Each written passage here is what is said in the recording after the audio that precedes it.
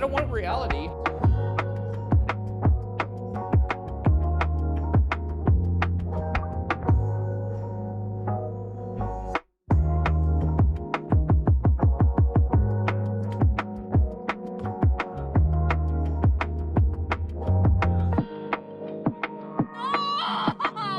I mean, this woman is dangerous, ladies and gentlemen.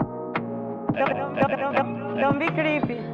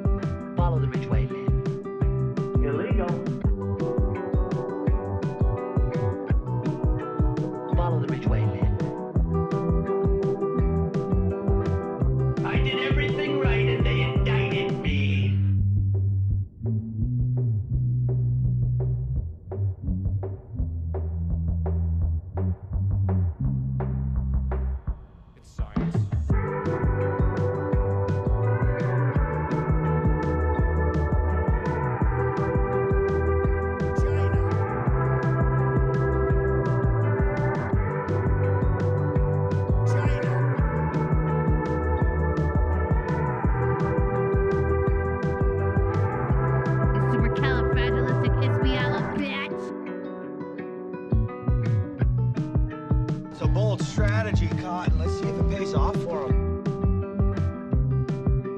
This is from 12 Rules for Life.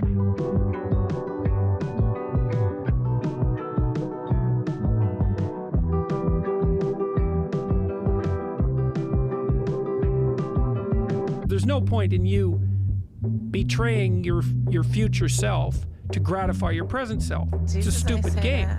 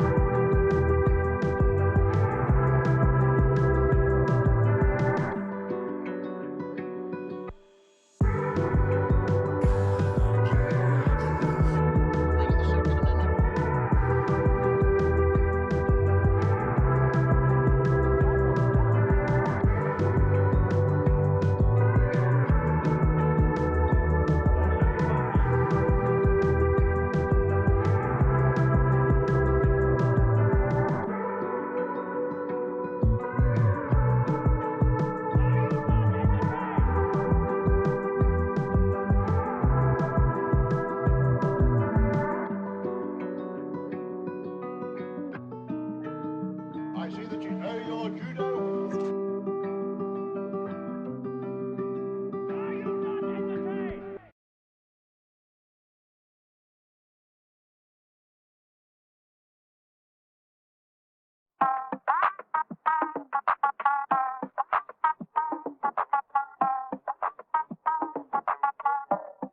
I don't want reality.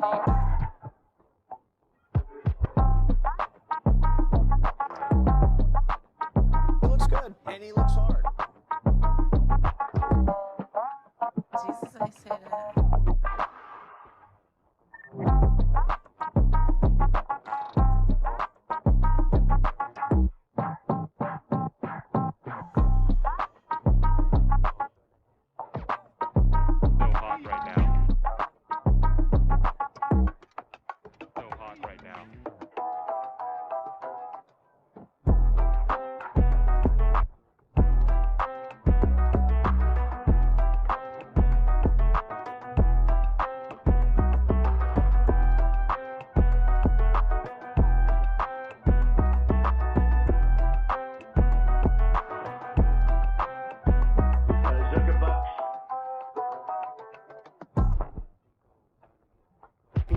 did they love me?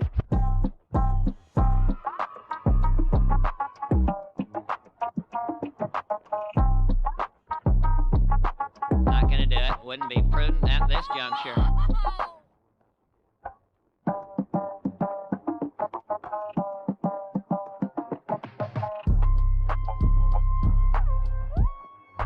Aren't I a good guy?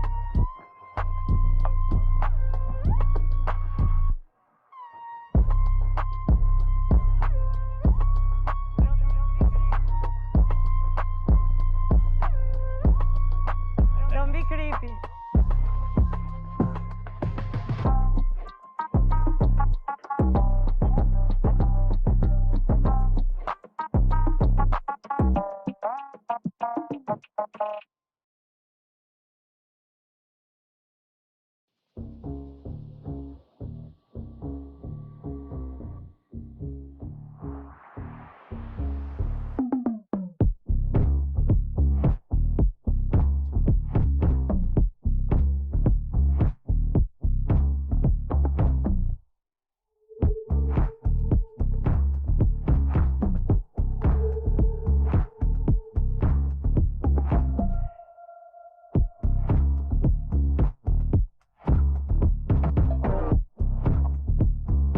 Arguably the greatest work of nonfiction of the 20th century.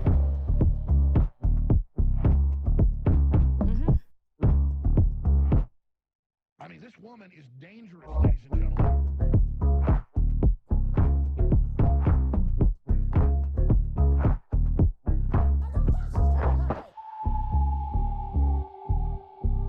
Great success.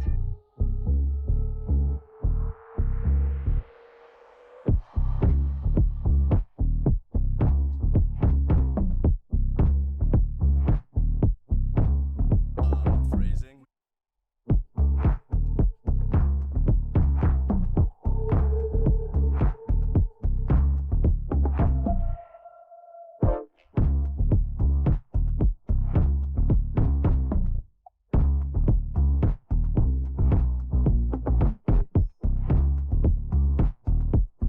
So hot right now. Cacao. So hot right now. Cacao. Cacao.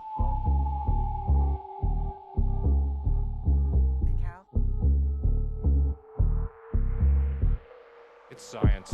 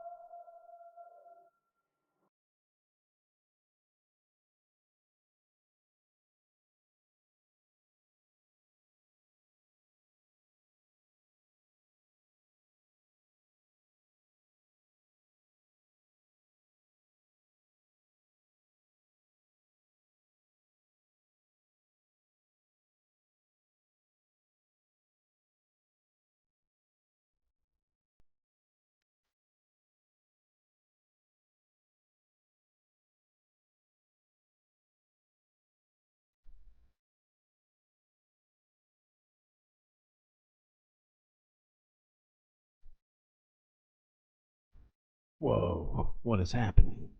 I have no head. The fuck?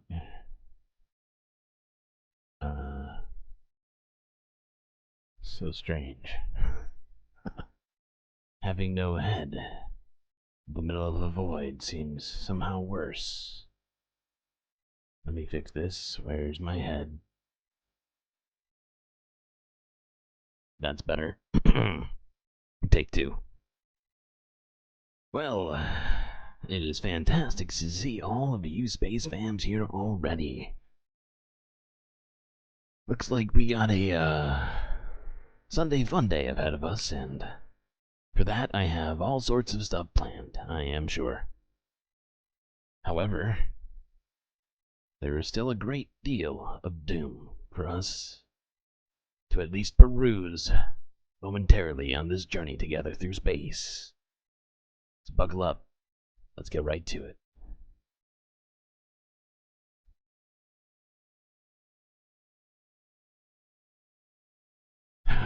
Losing my head in the middle of space, that's bad. Father used to say if my head wasn't attached, I'd leave the house without it. Maybe he was right.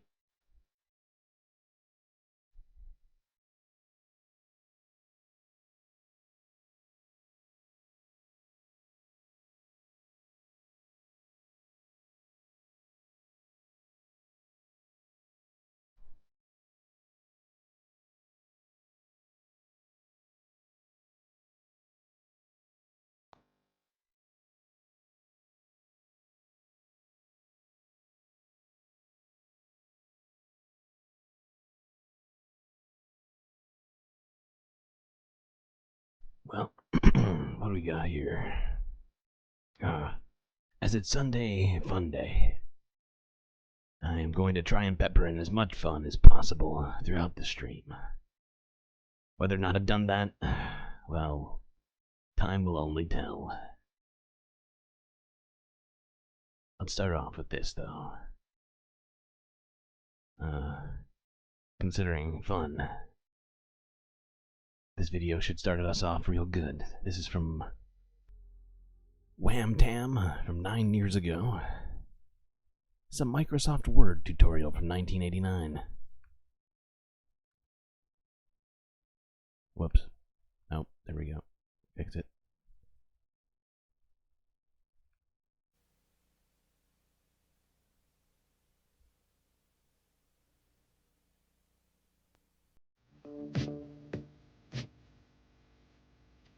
Welcome to the Mac Academy tutorial system presented by Florida Marketing International Incorporated.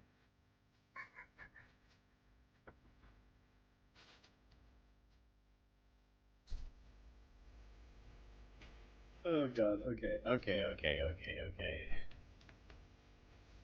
Wait, no, we have to actually watch Brett. Hello, and welcome to Mac Academy. My name is Randy Smith, and over the next couple of hours, we'll be discussing Microsoft Word. Oh we'll be going over the basics of that program. Oh Christ. I'd like to welcome each of you to this tape and also to the Mac. Okay, Chad, I'm kidding. That's not really what we're doing for fun. I just thought it'd be funny to debate you. All I did was Google search the world's most boring video ever, and a Microsoft Word tutorial from 1989 came up. It did feel apt. Okay, let's actually have some fun. But first, let's watch this hard-hitting interview from this very serious channel called Very Important People regarding the treatment of beauty queens.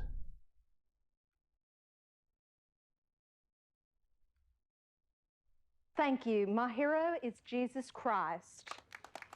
We actually obtained a newspaper from your hometown stating I that... would also like a paper. You just give me a second. It says here the reason that you are no longer doing pageants is you were disqualified from all pageants in Lower Texas for vehicular manslaughter. I thought your name was Vehicular.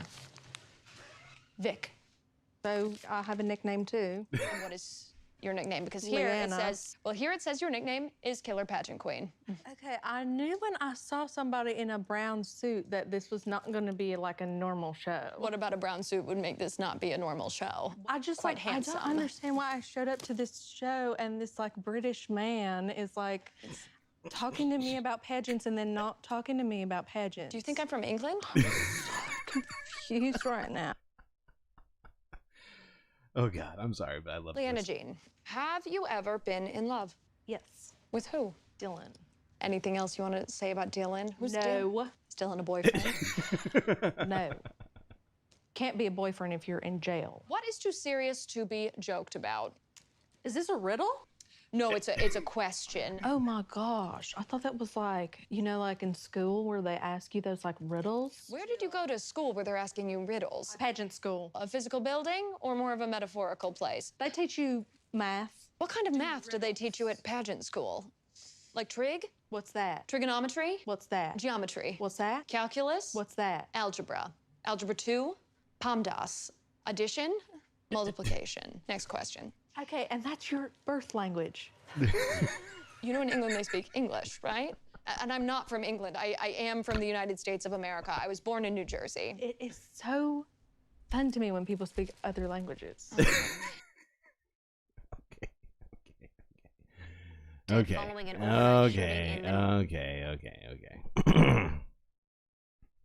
Just some shenanigans, some early Sunday Funday shenanigans. Now I'm afraid we have to get to a few serious things for like the next hour or so. I'm sorry about that. It's not my fault though. The news is the news, and I do have to tell you news. Some of it's good, but most of it's bad. A large majority of it's bad. It's okay, chat. We're gonna be fine. Math, boo. No, you don't like math. Not a fan of math. It's okay. It's okay. Okay. Well, this one's not okay. This is from 11 hours ago, where 2 women were shot and killed in Napa. It's from Cron 4. Officers responded to a shot spotter alert in the 2000 West block of 52nd Street here, just west of Damon. Shot spotter alerted to 18 rounds. Upon arriving here, they discovered multiple people shot in the block. They immediately began doing life-saving measures, which included applying tourniquets and chest seals. Why is this so quiet? There was a total, at this time, of 8 people shot. 5 adults and 3 children. Oh shoot, I just realized adults vary in something. age from 19 to 40 years old. I was gonna do something. Where did I put it? Oh no, it's not here. I don't want to get up and do it.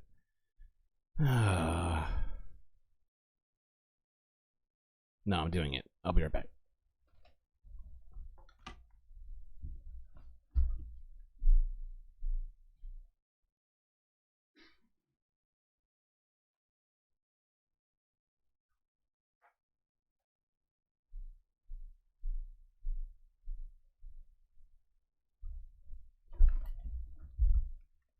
Alright, because it's Sunday Funday, and I want to get weird with it. We have 6 support characters ready for us, and I'm going to use a 6-sided die here to roll who we get first. Yes, I know. Moen up, you're asking, where's Bacula? Well, might not be Bacula who we get first. Let's find out. 2. 2 is going to get a Cisco first. Cisco in the building. When we get, 3 more likes, we get to 20. I will roll the dice again, and we will, just for a little bit of randomness, it's Sunday Funday, trying to have, what's it called? Fun, that's right. The children, there's one 1-year-old male Hispanic who was shot multiple times. He's in critical condition. There's a 7-year-old male Hispanic, also shot multiple times, in critical condition. And there's a 7-year-old female Hispanic who was shot in the head, and she has succumbed to her injuries, and she's now pronounced dead. All the victims were transported to area hospitals by the Chicago Fire Department, who helped us out greatly at the scene here. Area detectives are on scene now. The investigation is preliminary and ongoing. This was not a random act of violence. It was likely gang-related. Regardless of the motivation for this incident, 3 innocent children were struck tonight, and one of them tragically succumbed to her wounds. Gun violence. Get rid of the Second Amendment. Okay, what's next? We don't have full clarity on who it was that did that. Wait, did we skip that video, or did it go through it and I didn't notice? What's wrong with me? Did it? Whatever. Whatever, we get it. There were multiple shootings in 2 different states in a span of 12 hours in the United States. Ah, God. It happens so regularly now. And it's been like a month since we've even looked at the list. I'm almost tempted to look at just how many mass shootings we've had in the United States up to this point this year. My guess is it's definitely on track to still be over 1 a day. Yes, I am mixing it up. That's right, God Dogs. Mixing it up. Dice are from Satan. Oh my god, that's so true. I didn't even think about that. Oh boy. Well, we're just gonna have to plow through the Satan relation to the dice. We're just gonna have to live with it. Hail Cthulhu. What's next? Oregon City's Supreme Court case could change how U.S. addresses homelessness. Let's watch this.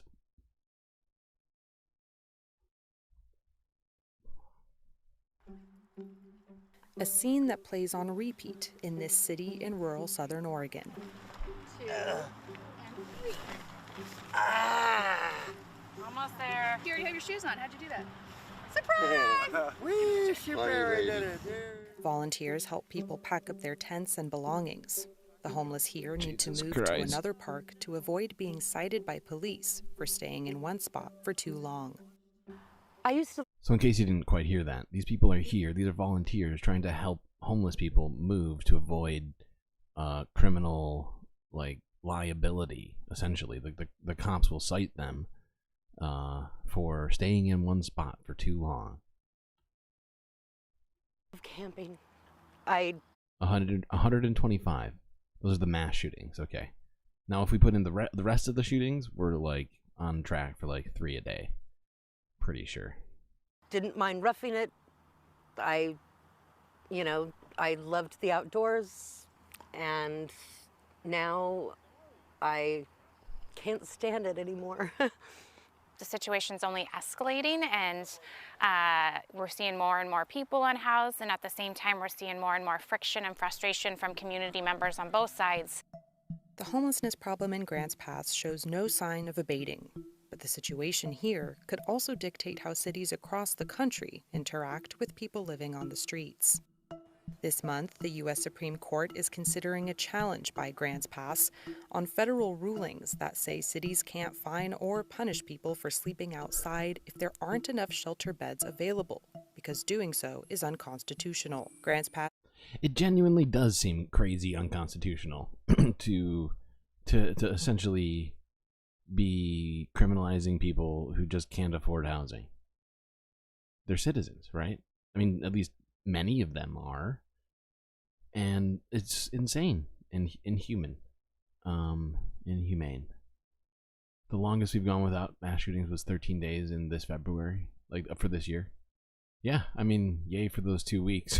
And yet somehow, if that data is correct from Stefan there, and I'm apt to believe Stefan in this matter, we're already over 1 per day, as there's only been 104 days or something like that this year. We got a surplus. We got a surplus of mass shootings. Fucking hell. Such a gross way to phrase it. Cut that. Is asking the justices to review those rulings and allow it to fully enforce its anti-camping laws. If these civil or criminal penalties can be enforced, it will likely go back to a status quo of cycles of incarceration, which also facilitates cycles of homelessness. The Grants Pass challenge of the rulings by the 9th U.S. Circuit Court of Appeals has galvanized officials from across the political spectrum, ranging from the Democratic governor of California to conservative attorney generals in states such as Idaho. The tension in Grants Pass is centered in the city's parks, where many homeless live. Families are afraid to go to the parks. And it's not just the campers or the homeless, it's the drug use and the vandalism and the excessive littering, needles on the ground, broken meth pipes on the ground. So no one wants to take the kids anymore. Despite the growing homeless population, the city only has 1 overnight shelter for adults. Run by a religious group, it has rules that prevent many from living there, and has... Yeah, exactly. Why is it that so many religious and mostly Christian organizations are left to do this stuff? And they're saying here, if you don't follow certain rules. Like, you can't even be there if you don't fit a certain preconceived notion of the people who run the church, then you're shit out of luck, right? And it's ridiculous that the state doesn't take this upon themselves more seriously and help create not just more affordable housing situations, but temporary housing situations for the unhoused. It's very annoying. 138 beds. Very So we've been annoying. paralyzed for the last few years, waiting for the court case to be over, I guess. And so while we see the problem continually growing, we're not seeing resources being added to it. Mayor Sarah Bristol says housing those living outside is an issue her hometown has to face, regardless of the way the Supreme Court rules. For fuck's sake.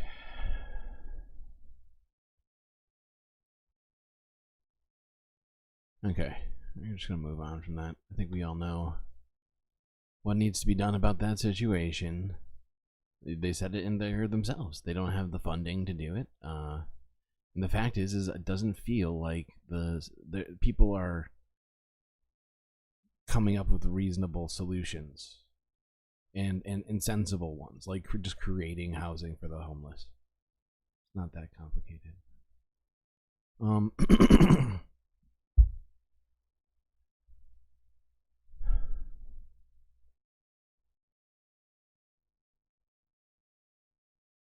next? Okay, yeah. Just a few random American stories here before we move on to some climate change related stuff, environmental stuff.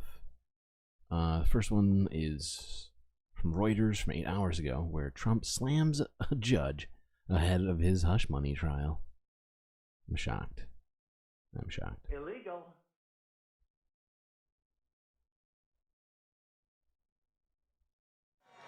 On Monday in New York City, I will be forced to sit fully gagged. I'm not allowed to talk. Can you believe it? They want to take away my constitutional...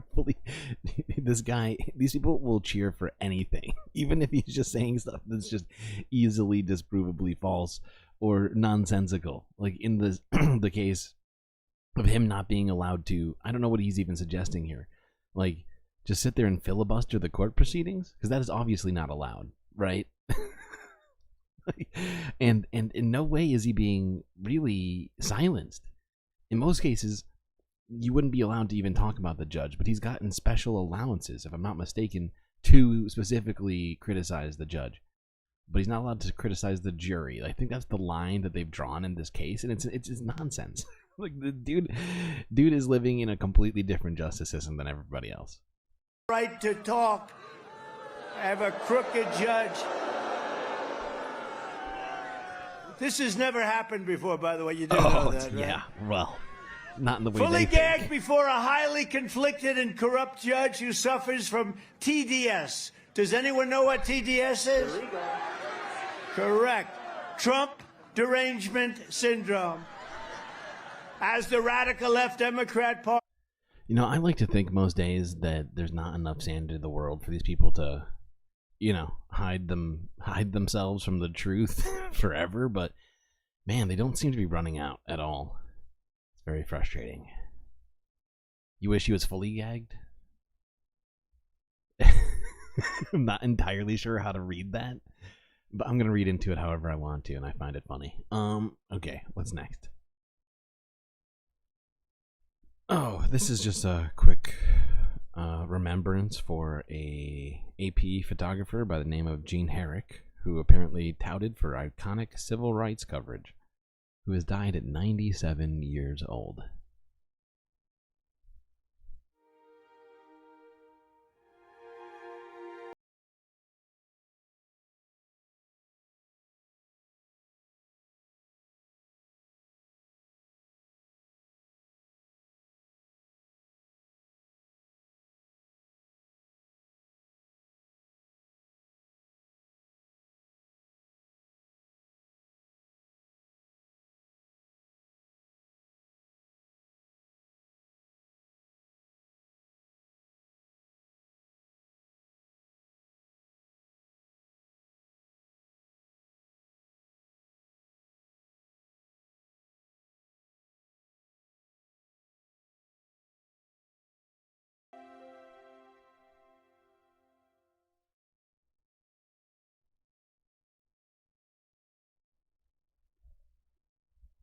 Okay.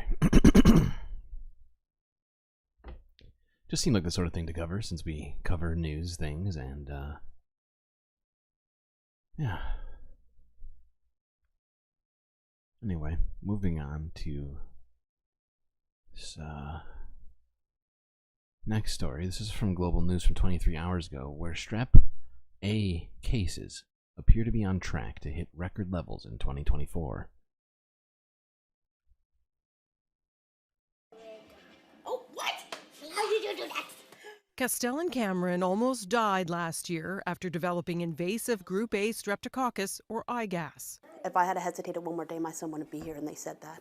Overnight, the 3-year-old's fever turned into sepsis and a month-long hospital stay. They lost the ability to walk, so we had to reteach him how to walk. The Public Health Agency of Canada says confirmed cases in 2023 have reached a new high at more than 5,200. And BC, Manitoba, Ontario, New Brunswick, and Nova Scotia are all reporting elevated numbers this year. We thought she would get better and come home. Sammy Ann Meta Ross's mother and stepfather died of the aggressive illness within hours of each other in a Nova Scotia hospital February 25th. They feel physicians didn't act quickly enough and there isn't enough awareness. I don't think they realized how serious it was either. Not that they didn't do what they could for the knowledge that they had, but I just don't think the knowledge was out there enough. Symptoms progress rapidly and include persistent high fever, severe pain, swelling and redness, a quickly spreading rash, dizziness and confusion, and nausea and or vomiting. Antibiotics can treat IGAS. Health officials stress deaths are rare, but in January, the BC Centre for Disease Control said invasive Group A strep killed 4 children, and IGAS killed 10 people in Nova Scotia the first 2 months of this year, including 6-year-old Jaden Davis. The increase. Strep sepsis is when your body gets overwhelmed by infection. Yes, that's correct. That's correct. And Streptococcus A is one of the more virulent flesh-eating forms of it, I believe. Hold on, I gotta look that up.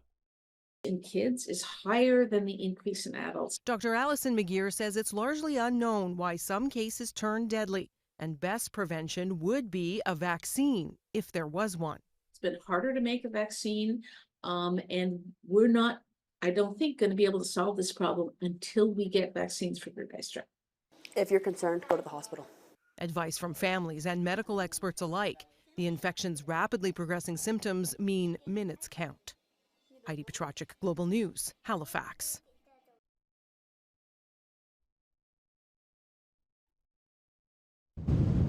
It may be. Okay. So yeah, just be aware of this, people, and try and keep yourselves safe out there. Jesus.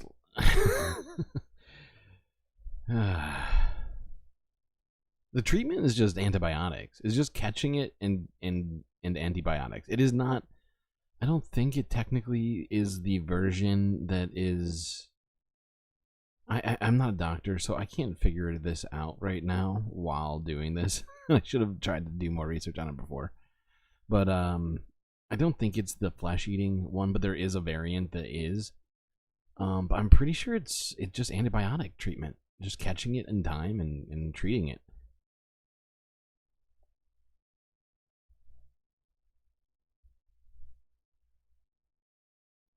Okay, what's next? Okay, this is from Global News from 23 hours ago. Canada wildfires.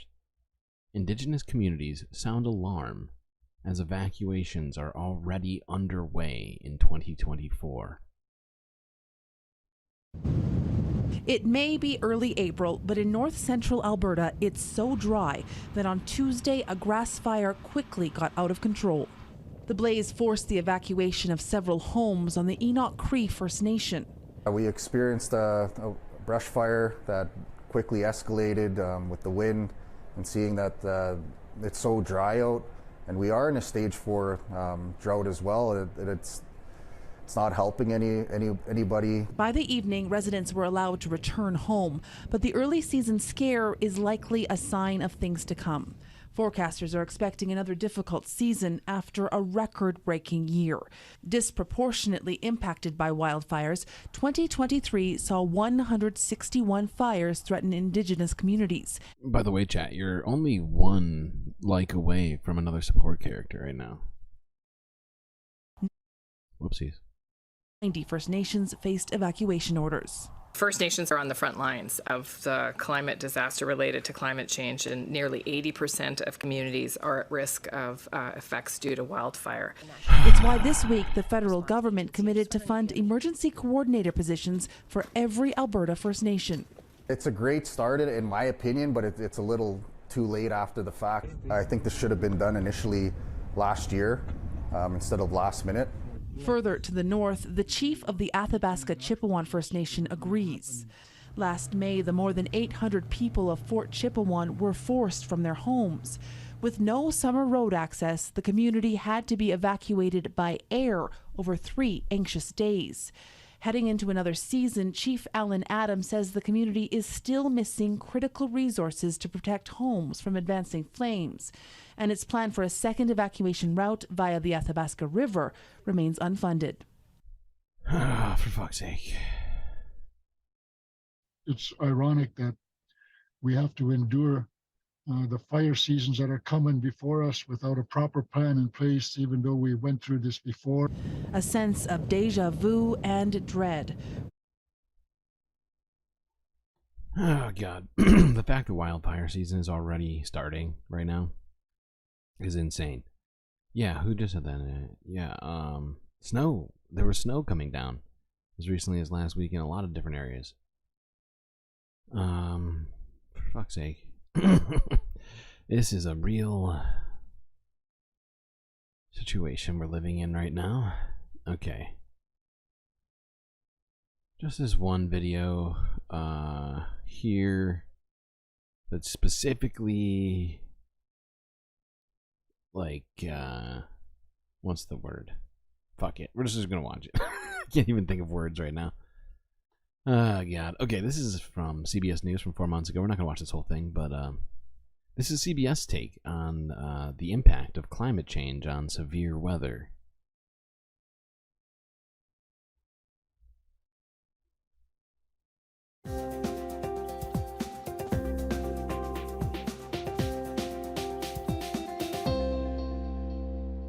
Welcome to Protecting the Planet. I'm Ben Tracy. It's been a year full of extreme weather around the world. As of October 2023, there have been 24 weather-related disasters in the United States, each with damages exceeding $1 billion. In Arizona, a record-setting and deadly summer heat wave saw temperatures hit 110 degrees on more than 50 days. Recent reports say 202 deaths have been attributed to those sweltering conditions. And scientists say 2023 could be the hottest year on record.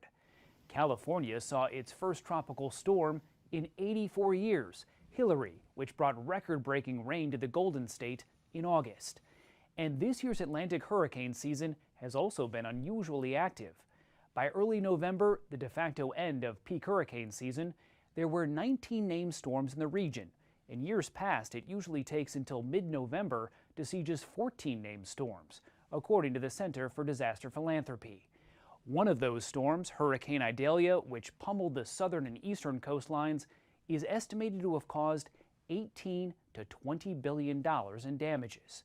Now, climate change is believed to have made each of these natural disasters worse, and many scientists are now sounding the alarm that we are experiencing what they call a climate emergency. So we'll sit down with one of the world's most famous climatologists, Michael Mann, who's been warning for decades about the impacts of a warming planet. But first, a recent UN report says Earth is experiencing global boiling, and the only way to stabilize the planet's temperature is to stop burning fossil fuels completely. So I sat down with Leah Stokes, a climate policy expert at the University of California, Santa Barbara, to learn more. This summer feels like a page torn from the book of Revelation. The planet's alarm bells ringing all at once. Are climate scientists, climate experts surprised by this? They've been telling us that this is going to happen. It's definitely, on the outer ranges of what scientists thought would be happening by the year 2023. Leah Stokes is a climate policy expert at UC Santa Barbara. She says human-caused climate change, combined with a developing El Nino weather pattern that raises global temperatures, is fueling these extremes. What is the climate change connection to a heat wave? Heat waves are really the easiest thing that we can link directly to climate change. And increasingly, climate scientists are saying, there's no way we would have seen a heat wave like we've been seeing over the last few weeks all across the planet if we hadn't warmed the planet, if we didn't have climate change. A new report by World Weather Attribution scientists say these once extremely rare heat waves are not rare in today's climate. They warn that unless the world rapidly stops burning fossil fuels, these events will become even more common, occurring every 2 to 5 years. This isn't like a permanent situation. If we stopped burning fossil fuels, the temperature would start to stabilize. But unfortunately, until we do that, there's a lot of warming in the system and it's going to keep getting worse. We have already warmed the planet by about 2 degrees since pre-industrial times. We are on track to reach 5.8 degrees of warming by 2100. Scientists say we are still pumping record amounts of carbon pollution into the atmosphere. Yep. And we need to deal with that. We need to deal with that immediately. And the fact is that we keep hearing that the models are being exceeded and this and that, which means that many of our goals need to be amended as well. The rate at which we do this stuff needs to be hastened, right? Needs to be increased. And so, speaking of different sorts of things, I've got a few different documentaries here for us to watch since it's Sunday FUNDAY, and I'm trying to be more positive. This first one is actually not a documentary. It's just a quick, short video showing some interesting engineering technology called a self-closing flood barrier.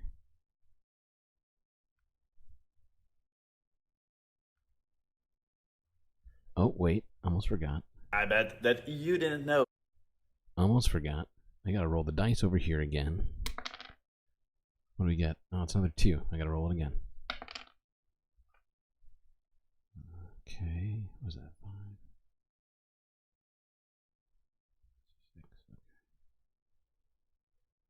6. Okay, there we go. We got Jessica Fletcher. Okay, let's watch this. The Dutch have come up with a new way to fight the water. This invention is in Eindhoven, and it's called the self-closing flood barrier. The name already gives it away. There's no person needed to close this barrier. So how does this happen? There's a special chamber filling up with water. Just before the top of this chamber, there's a tube.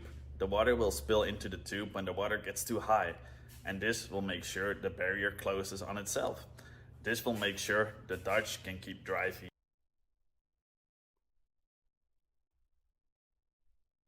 Okay. That was just one I'd never seen before, where the pressure of the water causes the mechanism to work, which I found to be very interesting. Especially because it effectively requires no energy to make it work, which is sort of stuff we need to be doing. Alright, let's watch this documentary, though, relating to the same thing, but on a more larger scale. This is from 3 months ago, from Tomorrow's Build, the world's biggest flood defense mega projects. These glass barriers. They're protecting St. Mark's Basilica from floods. It's a striking measure to combat the city's most pressing problem.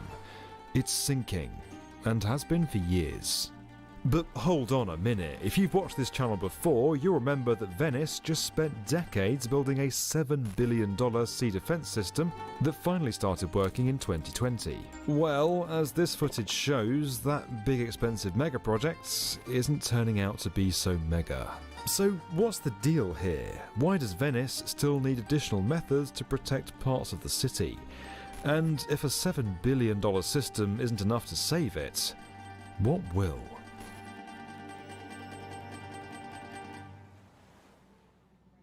People travel from all over the world to see Venice's scenic canals and architecture, but the city may not be around to visit for much longer.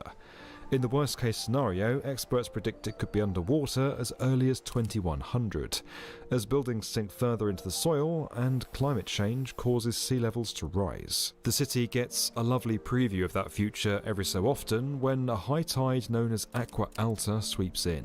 Now, Venice has pretty much always had to deal with this type of flooding, but in recent decades it's become much more frequent and intense, and the city is paying the price. Venice, Italy is suffering its worst flooding in more than 50 years. At least 2 people have died. These glass walls are just the latest step in Venice's long-running battle to hold back the ocean. You see, the place is essentially floating on water. It's built on top of a lagoon, and its foundation is mostly mud. The first settlers lived in houses made of wood and clay, both fairly lightweight materials. But as things expanded, better engineering tactics were needed. To create a stronger foundation, long wooden piles were driven into the ground until they reached hard clay 5 to 6 meters down. Each pile was closely placed together with rock packed in between, which prevented the silt from rising. From here, wooden platforms and stonework were placed on top. That worked for a time, but by the 16th and 17th centuries, the constant flow of sediment from the main rivers flowing into the lagoon had essentially turned it into a swamp. To solve that issue, engineers boldly diverted the rivers around the lagoon and straight out to sea. Just 100 years later, the barrier islands that divide Venice Lagoon from the Adriatic Sea were reinforced with a 10-kilometre seawall in an attempt to withstand storms. Then, following the devastation of the 1966 flood, the city installed a network of raised walkways 110 centimetres off the ground. What you're looking at here is the city's latest and most expensive flood defence system yet. A $7 billion mechanised barrier called Mose that promised salvation from a watery fate. After decades of controversy and planning, it finally began operating in 2020. Here's how it's supposed to work. A series of 20-metre wide metal barriers have been strategically placed around the lagoon's inlets. They sit in huge concrete caissons that were prefabricated on land, then dropped into trenches. Now, unfortunately, for the Italians, this has been being outstripped by climate change, as the project was originally started in the 1980s, and they're starting to think that it's essentially not going to work for very much longer if the sea level continues to rise at the pace that it currently is. Alright, let's switch over here. Taking cultural landmarks, being plunged into an increasingly desperate race for survival that it seems to be losing. It's raining again in China.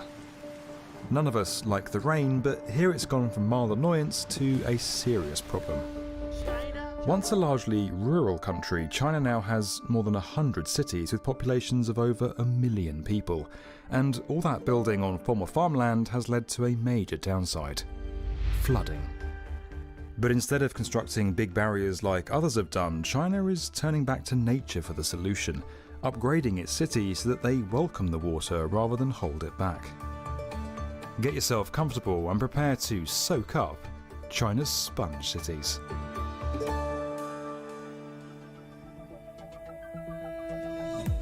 China's home to more large cities than any other nation. 60% of its 1.4 billion citizens now reside in urban areas, and creating the space for them to live, work and play has meant replacing huge areas of green space with sprawling buildings and infrastructure. That's a lot of land that would have previously absorbed rainwater being replaced with surfaces that do the opposite, and all in a country that regularly experiences heavy storms. Little surprise then that flooding's become such a serious problem, even in places with good drainage. In 2020, over just 2 months, more than 400 rivers flooded across China, many of them worse than ever before, and at least 50 million people were impacted. On top of that, water shortages are occurring in some cities where water runs off the streets too quickly to enter water systems that are already overstretched. The response from China's government was to mop up this mess and convert many of these areas into so-called sponge cities. This is where areas are redesigned to cope with and process rainwater in a few different ways, soaking it up, storing it, and then releasing it when needed, a bit like, you guessed it, a sponge. Now, this usually involves combining what's known as grey and green infrastructure, so things like advanced drainage and water treatment systems alongside natural and semi-natural areas. The US, Russia and India have all dabbled in sponge cities, but China's program is on an entirely different scale. Brace yourself for quite a few numbers. 16 cities were chosen to be part of the scheme when it launched in 2015, and another 14 joined a year later. The aim is to have 80% of these 30 cities absorbing and reusing 70% of rainwater by 2030. Hopefully you followed all that.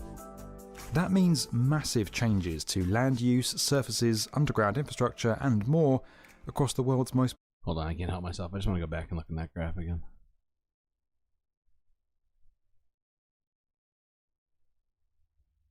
I wish it also had like a topographical map imposed on this so I could see. But I'm trying to think like where the Yangtze River is and like where some of the other sorts of main... I think this essentially, like a lot of these cities are either on the, like on the ocean, like the banks of the ocean, or are near large rivers. Could be wrong. Could be wrong. I could open up a map and look at China. Could do that. How hard would that be? Not hard.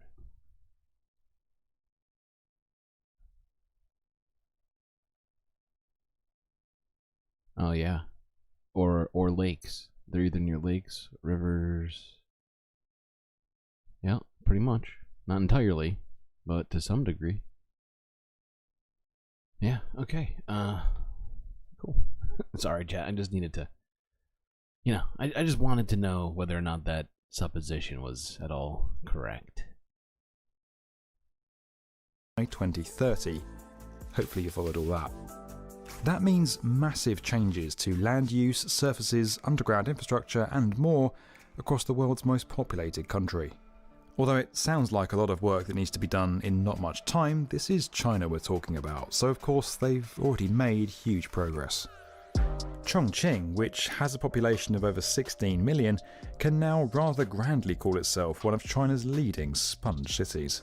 Here, a new park in the Tongnang district helped the area quickly recover from the worst storm for 100 years in 2020. Up until 2019, just a small concrete barrier separated the Fu River from land that was becoming increasingly vulnerable to flooding. Now the barrier's gone, and when levels rise, water is free to flow into this incredible maze of constructed wetlands. Built over 99 hectares, it's an impressive network of native plants, trees, ponds, islands and elevated walkways, making it more than somewhere for excess water to go. People want to be there too, soaking up their surroundings.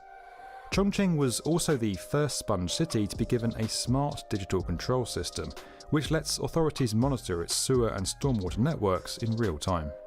With this, they can control how water flows into the natural environment more precisely, analyse how well the whole system performs in extreme weather, and then use the data to prevent future floods. Okay, gonna keep trying to move us along here, hitting the different parts of this documentary. Trying to keep it fun. Hopefully people are having at least a modicum of fun and don't feel completely doomerific today.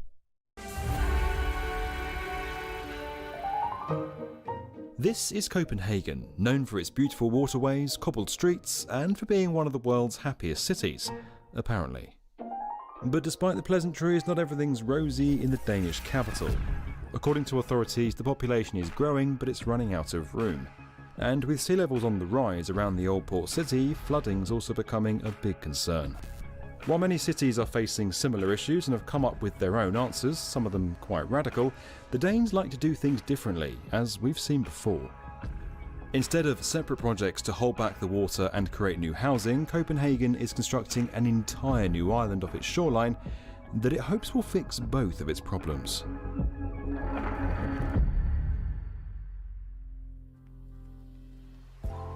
When you think of places that are vulnerable to rising sea levels and flooding, this little corner of Scandinavia might not immediately spring to mind. You're more likely to imagine cities like Jakarta, which is now sinking, or Venice, with its aqua alta phenomenon that has tormented citizens and tourists for centuries. These aren't just well-known examples of cities with major water problems, they're also... What are we talking about? The terraformation of Mars.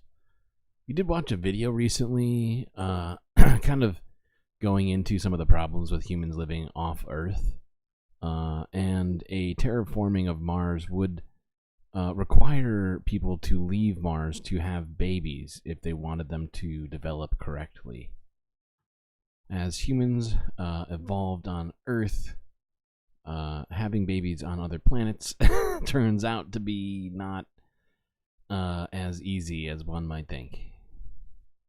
So that's one of the problems with thinking about making a completely different civilization off Earth, unfortunately. Places that have come up with some of the most extreme ideas to solve their issues. Over in the Nordics, things aren't quite as bad, but there's still been a need to take drastic action. Made up of hundreds... It's got to be easier to terraform Earth than Mars. That's a fact. That's guaranteed. ...of islands, Denmark is a low-lying nation, and coastal areas like Copenhagen are already at risk of flooding in the event of a big storm surge. With sea levels set to rise by at least half a metre before the end of this century and extreme weather becoming more common, the Danish capital now finds itself a bit exposed with little in the way of protection. The response is this, the construction of a massive artificial island. It was approved by MPs in June 2021 and is going to cost about $3 billion. Yes, land reclamation's always been part of Copenhagen's history, but it's nothing like what we're about to see here. Called Lynetteholm, the project involves adding 2.6 square kilometres of new land to the existing port area. That's about the size of 400 football pitches, and it's a task that's going to take around 50 years to complete. The perimeter of the island is going to be built with rock dams to help block storm surges coming in from the north, as well as reefs, sandy beaches, and a green coastal landscape on the east side. Now, because the seabed is very soft, a layer of it will need to be removed and replaced with... Oh yeah, Mo is right. We don't even know how to do laundry in space. I have to come down to Earth to do laundry, otherwise I'd be forced to throw my clothes out the airlock. ...sand before the dam material can be laid to ensure stability. The idea is to take a nature-first approach, meaning the land will be given time to become established with plants and wildlife before the main development begins. Once finished, Lynetteholm will offer space for some 35,000 people to live and work, with a ring road, tunnels and metro station linking it all back to the rest of the city.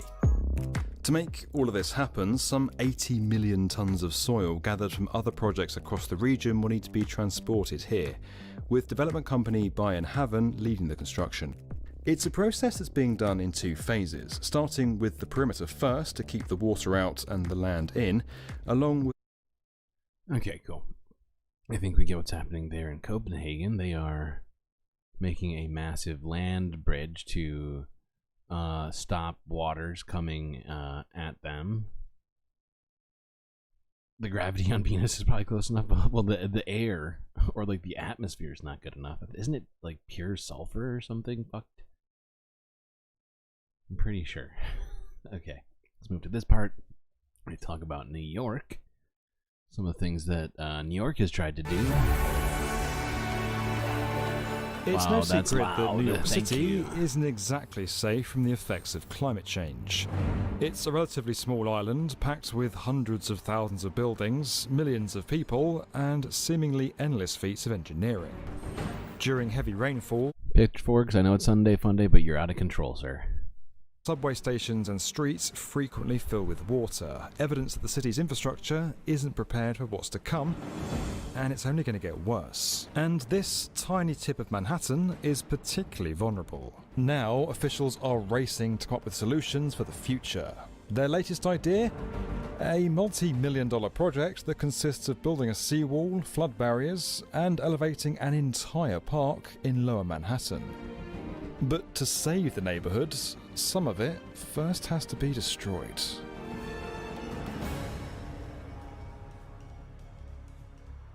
Take a walk down the west side of Manhattan and you'll eventually pass through Battery Park City, a lush 92-acre community on the southernmost tip of the island. Once home to the Docklands, this area was officially established in the 1960s through land reclamation. By using the excavation material from the World Trade Center construction site being built at the time, workers extended the shoreline into the Hudson River. Today, Battery Park is considered a successful urban renewal project with ample green space, residential buildings, and restaurants. But while the neighbourhood has exploded in popularity, the future isn't as hopeful. In 2012, Hurricane Sandy hit New York, causing an unprecedented amount of flooding across the entire city. Lower Manhattan remains eerily dark and partially underwater. Homes and critical infrastructure were left destroyed, and millions went without power for days. In the end, the city was left with about $19 billion in damage. Lower Manhattan saw some of the worst devastation and flooding, including parts of Battery Park City. But this won't be the last of it. As the effects of climate change threaten to generate more intense storms and flooding, the city's infrastructure is not exactly prepared for what's to come. According to the National Ocean Service, sea levels are set to rise roughly a foot or a quarter of a metre by 2050. During future storms, water could rise to... Yeah, New York is definitely one of the most fucked. It's like, it's definitely on the list of one of the most fucked, like, major industrial centers. 5 to 7 metres in the Battery Park area. While it may not be noticeable day to day, if we want to combat climate change, it's vital that we build our infrastructure in ways to protect our cities. Seawalls, trees, and even floating cities are just some of the ideas that engineers around the world are coming up with. Yeah, and I'll be honest, they're not my favorite ideas. Gotta be real. Really, really real.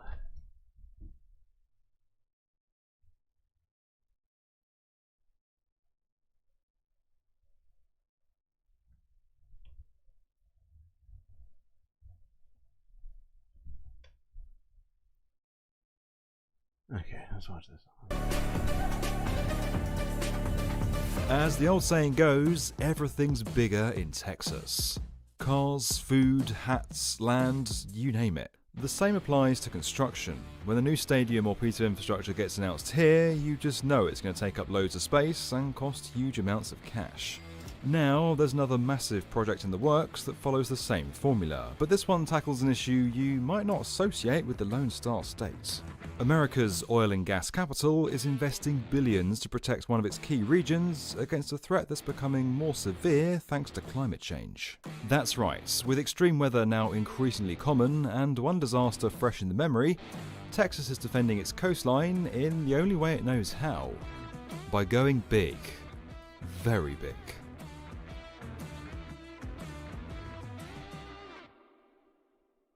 If you still need convincing that Texas has an obsession with size, then you only need to visit one of its cities. Austin, Dallas, Houston, they're all pretty massive, but there's one city here that was once bigger than all of them, and there's a chance you've never even heard of it. This is Galveston, a coastal resort which became the largest city in Texas during the 19th century. Why? Well, because it was home to one of America's major ports, so a lot of money and trade used to flow right through here. As the city and local economy began to prosper, it became clear... It's a good point. Aside from going big, the only other option in Texas is shooting it. It's a good point. Okay, so yeah, they're building a massive wall. I'll be honest, I'm not a huge fan of these wall plans, but hey, if you can't, you can't figure out how to stop destroying the climate, might as well build a wall. It's always a solution to most problems. Oh god, I feel like we're not having enough fun today. Am I wrong, chat? Are we having fun? We're not. You know what? Here, because of the fact it's Sunday Funday, I'm just gonna give you everybody, including the one person who I've added to this whole situation, who you haven't seen yet. It's a big reveal. Here we go. Here's some fun. Blam. Captain Planet. Captain Planet is our hero. He'll be bringing pollution down to 0. So he's here as well. There you go. Free Just free. They're just giving them away for free now. Fuck the likes today. It's Sunday fun day. We're gonna have fun. Whatever it takes. Why am I on this screen? This is unacceptable. There we go. What's next? Okay, this is from a couple months ago.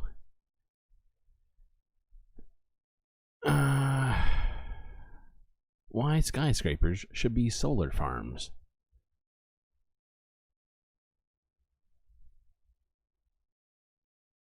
What if power plants looked less like this and more like this? Well, that might not be quite as crazy as it sounds, but we're not talking about turning power stations into skyscrapers. We mean the opposite. Let me explain. As you've probably heard, we need to use a lot more renewable energy, and as you could probably guess, skyscrapers aren't exactly the most sustainable buildings to build and run. So picture this. What if we could kill two birds with one stone and make our biggest buildings power our cities? And while we're at it, how much power could something like the Burj Khalifa really generate? Here's how a new take on an old technology is helping to do exactly that.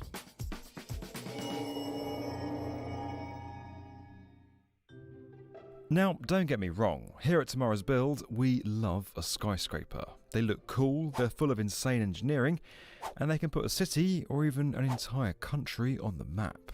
But first, for some bad news.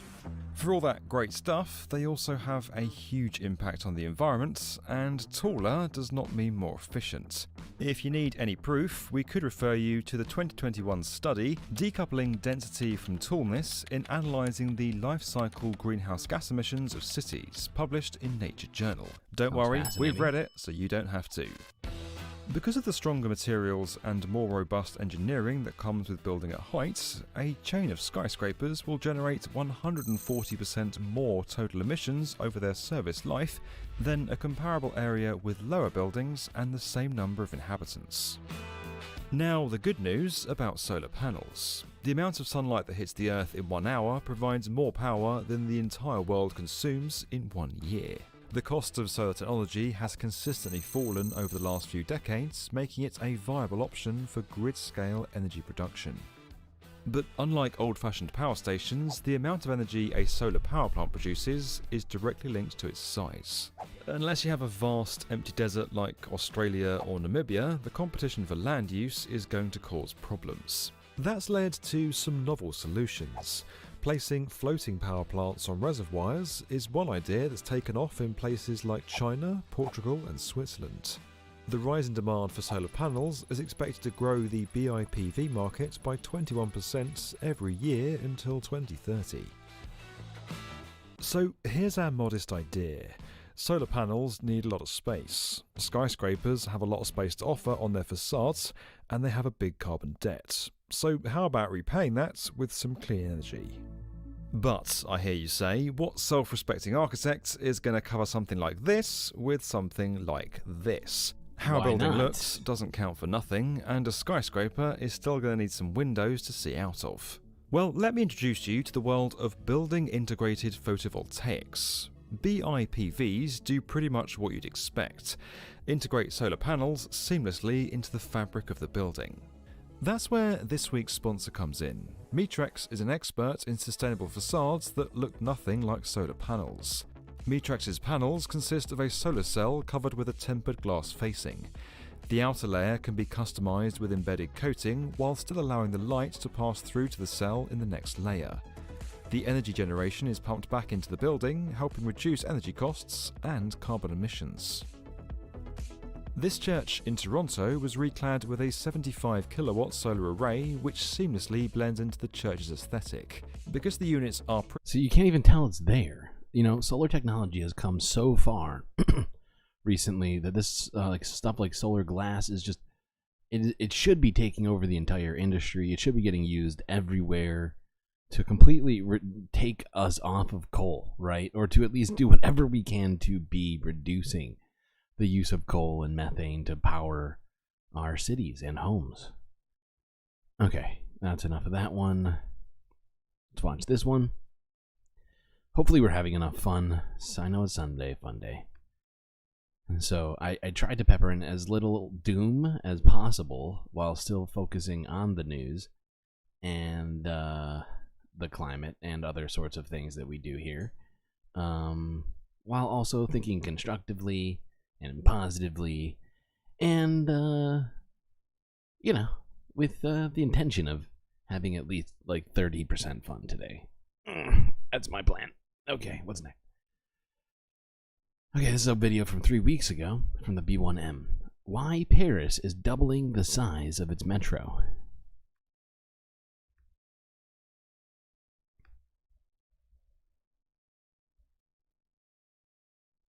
We do need better battery This tech. is the kind of project that only really comes along once in a century. The Grand Paris Express. It's Europe's largest infrastructure scheme, a $37 billion rail line carved out beneath the French capital and stretching over 200 kilometers. The numbers are eye-watering. There'll be 68 new stations, 4 brand new automatic metro routes, the expansion of 2 existing lines on the network, 3 million passengers transported every day, and journey times cut by as much as half an hour. The pièce de résistance is a mammoth 76-kilometre ring that'll connect the city's outer suburbs for the first time. At its biggest peak to date, 100-metre-long tunnel boring machines were pushing forward by 12 metres a day. The project is immense in every sense of that word, and is about to radically transform Paris.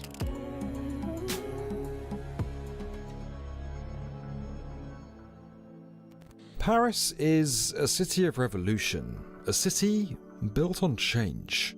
It's safe to say that France's capital has gone through more than its fair share of historic, fundamental transformations over the centuries.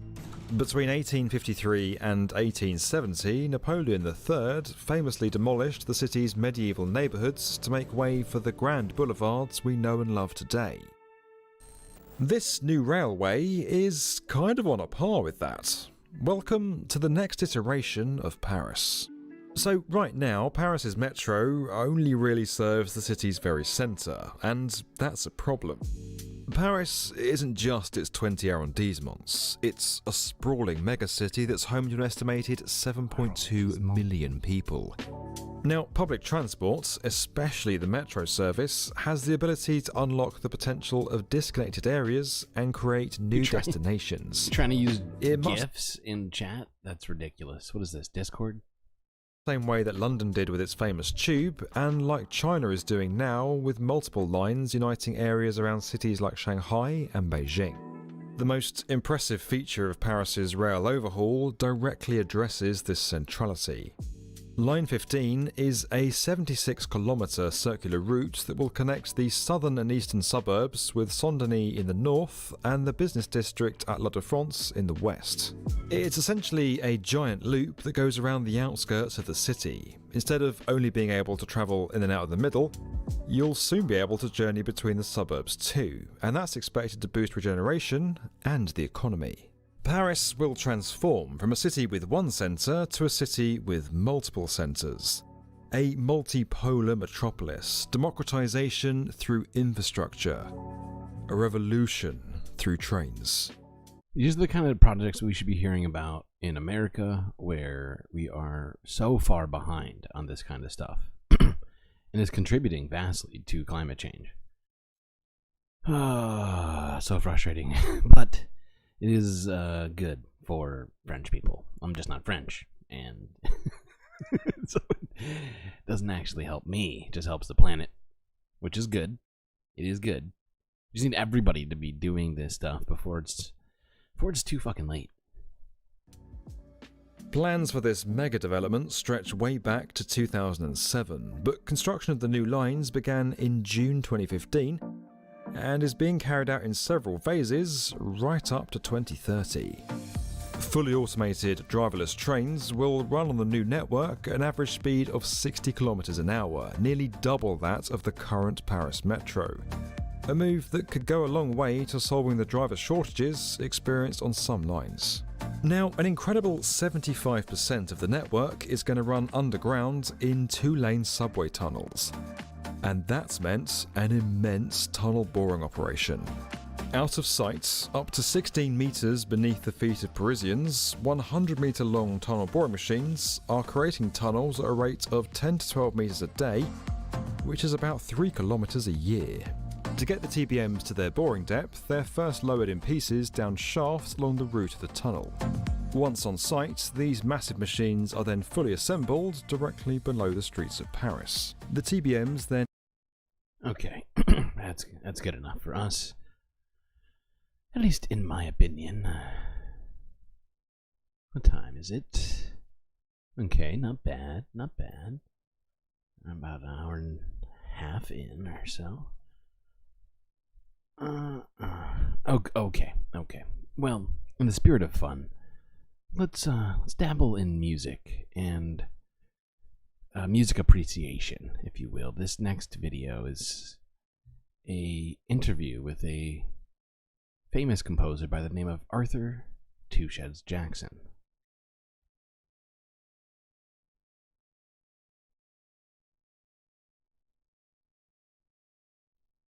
This dark and grainy... Whoa, what in the fuck is going on here? How did I... Where is... hold on, chat. Something has gone terribly wrong. There it is.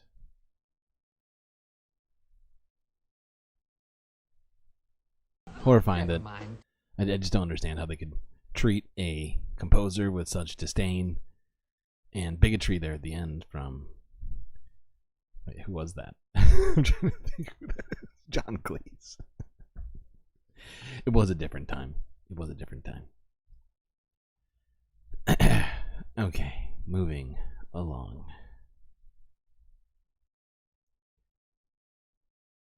This is a short piece from Associated Press.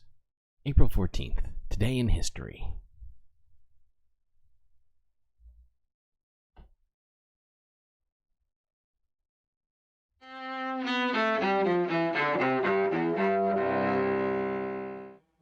April 14th, 1865. Walked the deck, my captain lies, fallen, cold and dead. In Washington, President Abraham Lincoln is shot and mortally wounded by John Wilkes Booth at Ford's Theater. Lincoln, who led the United States through 4 years of civil war and opposed slavery, dies the following morning. 1912, on her maiden voyage, the British luxury liner Titanic collides with an iceberg in the chilly North Atlantic. The Titanic sinks into the ocean less than 3 hours later, killing about 1,500 people on board. 1828, the first edition of Noah Webster's American Dictionary of the English Language is published. 1956, Ampex demonstrates the world's first practical videotape recorder at a broadcasters conference in Chicago. 2002. I'm just gonna savor this one, and it took a lot of hard work this week. Physically, it took a lot out of me. In Augusta, Georgia, Tiger Woods becomes only the third golfer in history to win back-to-back Masters titles. And 1935.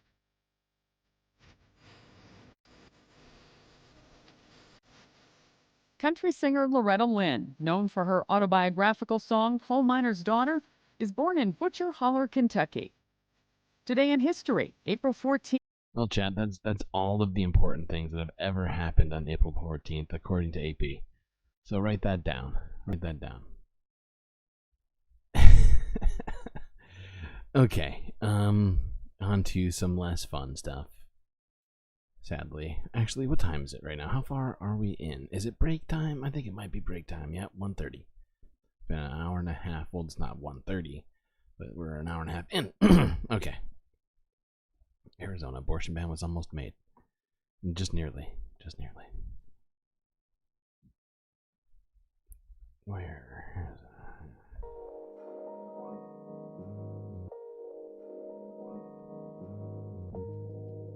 Well, I hope everybody has been enjoying this Sunday Funday so far. If you're looking for ways to support the stream, well, make sure that you've liked and either subscribed to the channel. And beyond that, you only have one option, and that is to become a Galactic producer by clicking this Patreon link in chat. where you can get access to space benefits seen only by the likes of other galactic patrons.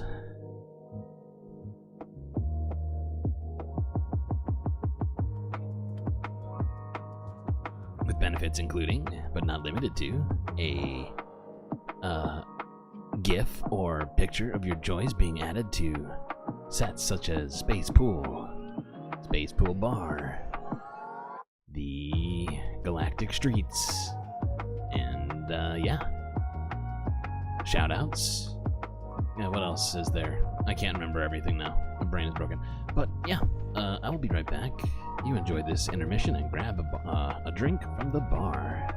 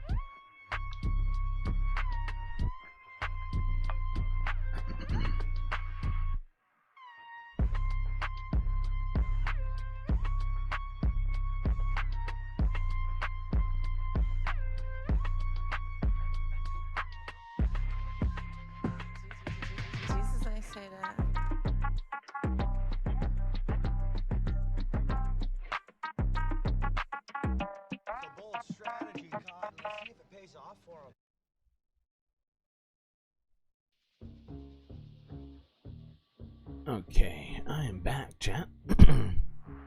Let's get ourselves on the road. Neo is hanging out with Jessica Fletcher in the space station. That's right. That is correct. Ow, that's my knee. What do I have next?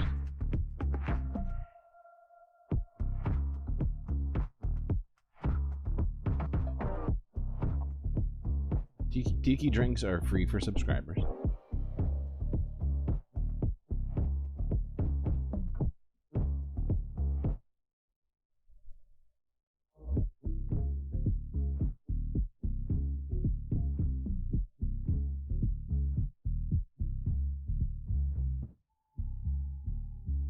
Okay.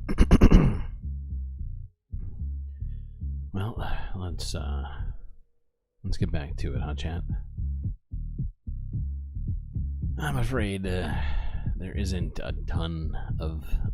well, you'll see. Still have to cover the news somehow. Cisco was hired. That's right. That's right. We hired Cisco. He honestly, he just loves being in space a lot. Kind of like Ernest Borgnine. And he just wants to be here with us. Yeah, he's staff. That's exactly right. But like in the best possible way. Okay, this stuff is not in the best possible way. This is from the Wall Street Journal from 5 days ago. Inside Poseidon, Russia's mysterious autonomous nuclear torpedo.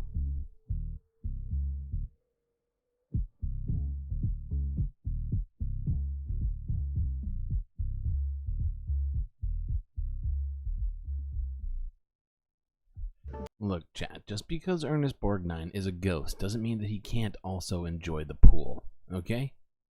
Would you say the same thing to Casper the friendly ghost? Ernest is just as friendly as Casper, so he gets to hang out in the pool as much as he likes. As much as he likes. Russia's current nuclear arsenal. But what happens after it's launched is debated. Plus, he was technically put there by a Galactic patron with their Galactic patron benefits. Now, well, maybe some of this may be hyperbolic or just exaggeratory. It's still exactly as Aaron puts it here, seemingly not good. And yes, I know it's Sunday FUNDAY, but we still have to at least be aware of the doom. Okay. And the thing is great about Sunday FUNDAY, to some degree, is I often throw stories in here from days ago that I didn't catch, or stuff from, you know, way back. It helps me. It helps me. Because that one was like a week ago, and somehow I missed it. I have no idea how. Okay, moving on. Probably because it's the Wall Street Journal. I don't even know if I subscribe to the Wall Street Journal. Maybe I should. Just because. Just because, even though I kind of hate them. Sometimes they do journalism. What's next? Yeah, okay. Is it enough to create a tsunami? I honestly don't know. I do not know. I'm trying to think. I could not say with any certainty one way or the other. It seems unlikely, but maybe it's possible. Either way, who cares about the tsunami part of it? If you hit New York City, like if it's supposedly a functional underwater nuclear drone that has more has like more capacity or size, whatever you want to call it, like by like 10 times that of the one dropped on Nagasaki, I think we got a problem. I think it's bad. It's probably bad. I mean, let's hope we don't get there, but I think I've been hoping a lot of stuff lately that hasn't been coming true, unfortunately. Stuff like this. Wishing this would end. Alright, this is from 8 hours ago. Let's go to Africa really quickly. After a year of war in Sudan, food security is the biggest concern. This is from the Associated Press. Let's go. here.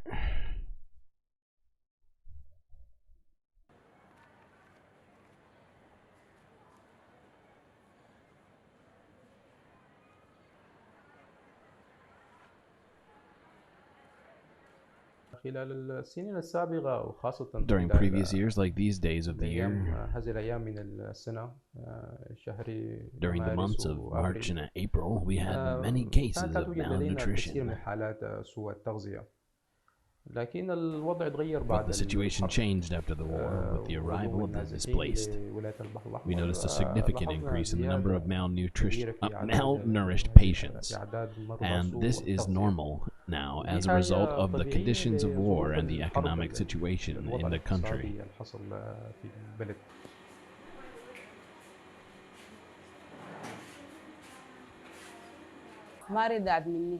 She refused breastfeeding. I was feeding her with manufactured milk and then goat milk for a whole year, as I couldn't afford buying imported milk. She became sick and malnourished, she lost a lot of weight and suffered from repeated diarrhea, so I decided to come to the hospital. And doctors decided to keep her under monitoring. Okay. So yeah, Sudan is currently steps away from famine, and there's millions of people who are currently at risk due to the fractional military fighting and juxtapositioning for power, or just positioning for power. Why am I using that word? It's not really necessary. Okay. Moving on. It's important to try and get sleep or meditate, stretch, and take deep breaths. You can also write out your thoughts in journals. So helpful. Thank you for that recommendation. So thoughtful. Okay, what's next? This is from a day ago. This is footage that I couldn't find earlier, and may have come out after the fact, after I had started streaming. But this is footage from the ship being boarded in the Strait of Hormuz by the Iranian military, whatever you call it. Oh, actually, no, I'm sorry. No, whoa. Sorry, no, I'm way ahead of myself. Sorry, chat. Not there yet. Let's watch this one. This is from Middle East Eye from 17 hours ago, where activists confronted John Fetterman.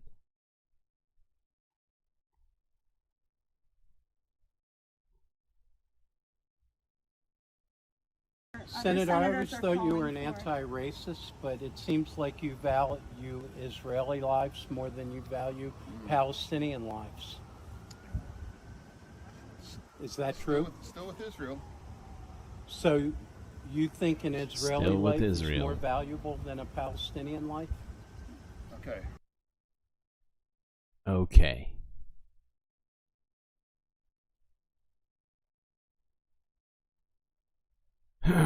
God. I remember when I used to think he was one of the good guys, where I thought he was on the side of he was on the right side, of things. And then this happened, and I was like, wow.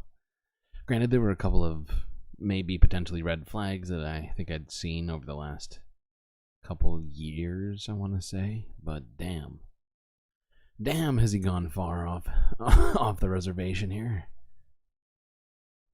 You don't want to think anymore. Yeah, that's exactly right. He doesn't want reality. I don't want reality.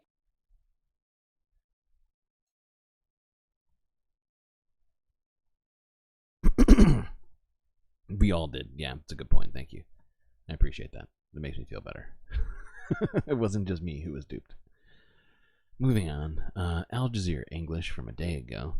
Israel's shocking AI tools and Google's complicity in Gaza. We're gonna have to skip through this one because it's like 25 minutes long, but this was very illuminating. Whoops, we went too far. I've gone too far. Go back. There we go. They warned us that this was coming. Now it is here. Artificial intelligence has unleashed terror in the killing fields of Gaza. Germany stands accused of complicity in Israel's genocide. That has hit a nerve in Berlin.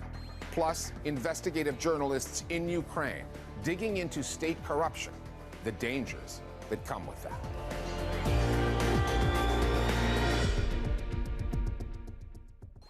For 6 months now, the world has watched as Israeli bombs have fallen on Gaza in a war that has killed more than 33,000 Palestinians.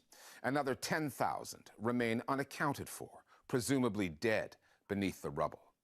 The level of destruction is utterly inhumane, which, given the role that artificial intelligence has played in this war, is no accident. According to an investigation by 2 Israeli news outlets, the military there has been using an AI program called Lavender to identify its targets. The revelations about how the AI system makes those calls, the loss of innocent lives baked into the decision-making process, and how the killing actually takes place are all terrifying.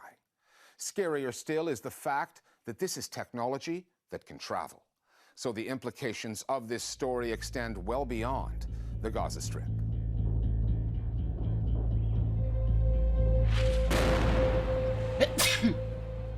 This is a war that 6 months in still manages through our phones and our feeds.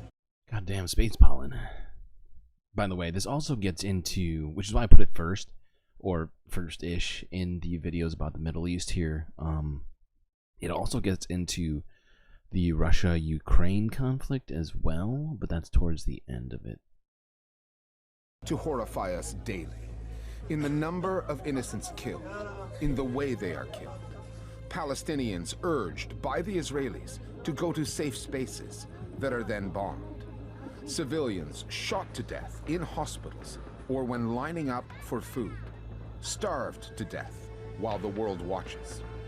And when the Israeli military uses artificial intelligence, an AI-based targeting system codenamed Lavender, as a weapon of war, among the casualties, the collateral damage is our collective humanity. Lavender appears to be a glorified AI-washed kill list. Effectively, it's a system that throws up names, and we see through the reporting on the Lavender system that soldiers, again, are being compelled to treat Palestinians as numbers. What that does is it removes the friction that exists normally between humans and the decision to kill. These systems lend a kind of veneer of technical rationality to what essentially seems to be a mass killing campaign. It shows how the military strategy after October 7th was dictated largely by vengeance. And it just goes to show that the use of this technology was really just kind of a crutch to allow this killing campaign to go on. The Israeli military first deployed AI to select targets in 2021 in a war on Gaza that lasted 11 days. 2 months after Hamas's attacks on October 7th, 2 Israeli news outlets, Plus 972 and Local Call, reported that the army had rolled out a more advanced, more destructive AI tool called the Gospel, able to increase the number of targets, buildings and structures from dozens a day to thousands. Then, just last week, those same 2 outlets combined to lift the lid on Lavender, revealing that it takes that AI technology and uses it to target humans based on things like their social media, their contacts, movements, and how many times they change their SIM cards. Plus 972 and Local Call say that they base their reporting on 6 sources, all from the Israeli military. What their story makes clear is that the taking of innocent Palestinian lives is not a flaw in the technology, it is a feature built in. Okay, hold on, I'm just gonna move it forward a little bit because this is like a half-hour documentary. Where is a good place to, for fuck's sake. It's also goddamn relevant. I struggle to even move us forward through. I might just try and watch this whole thing. I don't even know. Where do I even start? Here. Targets. This resulted in Israel bombarding Gaza with a quantity of weapons that is almost unheard of in terms of the amount of TNT that was dropped there. Why? Because we have enough targets to drop a very large amount of explosives, because the system had decided that these people need to be killed. The algorithms actually make these kill decisions, and they are loaded with probability and bias errors. Different from the errors in human decision making, but errors all the same. The most concerning part of these revelations was the over-reliance on AI systems. There was essentially a complete trust in who the system determined was a target. So instead of usually culling through surveillance data, deciding if somebody was actually Hamas operative, the army just signed off on thousands and thousands of targets to strike. It essentially confirms that almost everybody in Gaza seems to be... See, this is why I have concern. This is one of the, not all of the reasons, obviously, but this is one of the reasons why I have concerns about AI, right? Where when we put our faith in AI entirely and allow it to start making decisions, right? That's when humanity is literally taken out of the equation. And I think that's a bad, it's a bad equation. It's a bad result. And in this particular case, it led to thousands of civilians dying. Considered a legitimate target. Not that AI is the only person or thing responsible. I just called AI a person. Wow. And not that it's the only thing that is responsible. Obviously, people who put it in place, Benjamin Netanyahu and the entire Israeli parliament, I guess is what they call it there. The Israeli military. There's also the way they target them and when.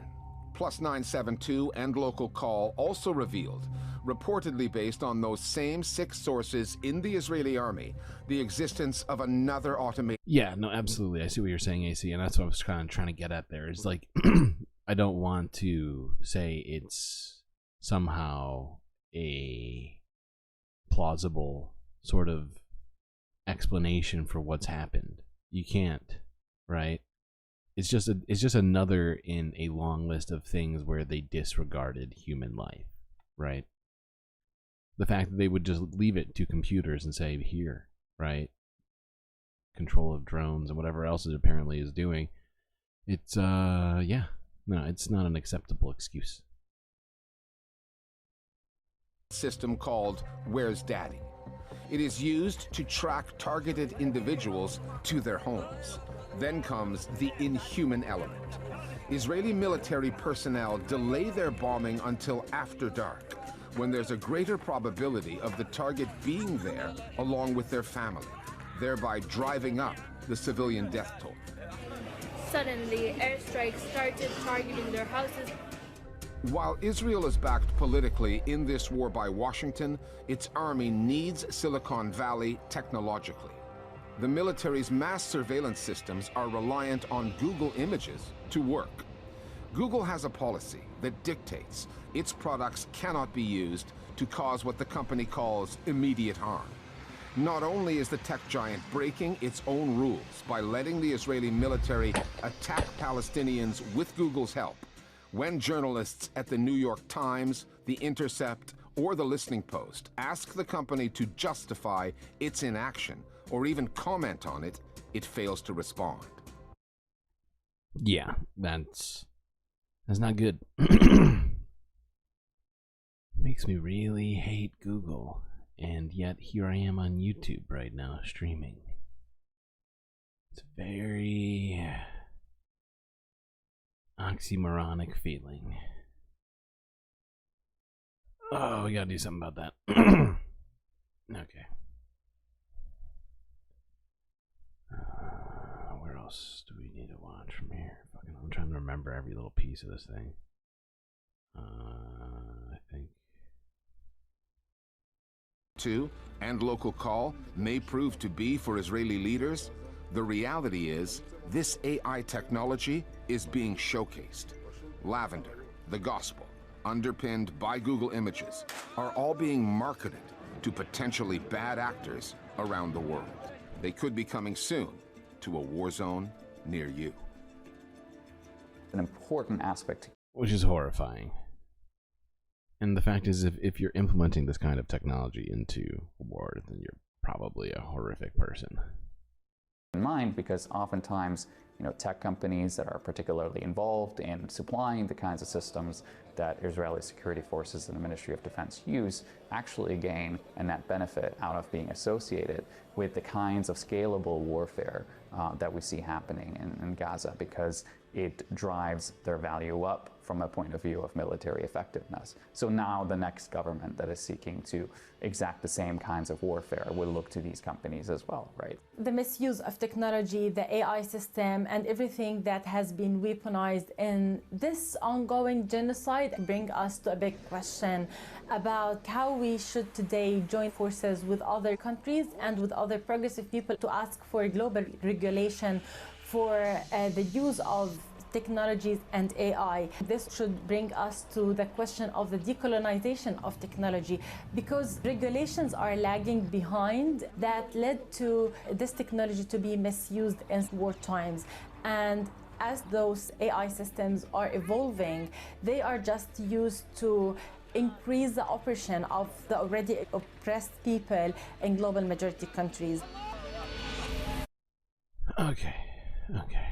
I keep trying to get us to watch as much of this as I can without literally spending 30 minutes on this topic.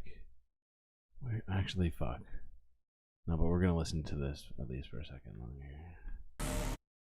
Oops. This past week at the International Court of Justice, Nicaragua accused Germany of facilitating genocide in Gaza.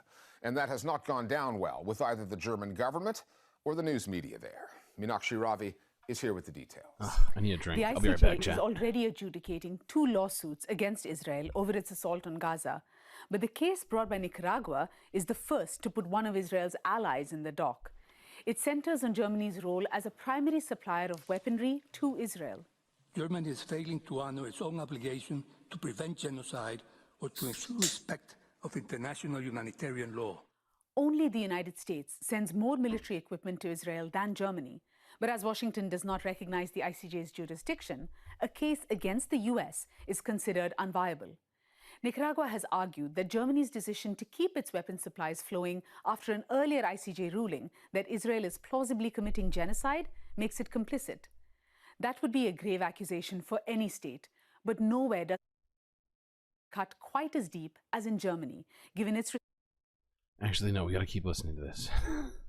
Because I think they... yep.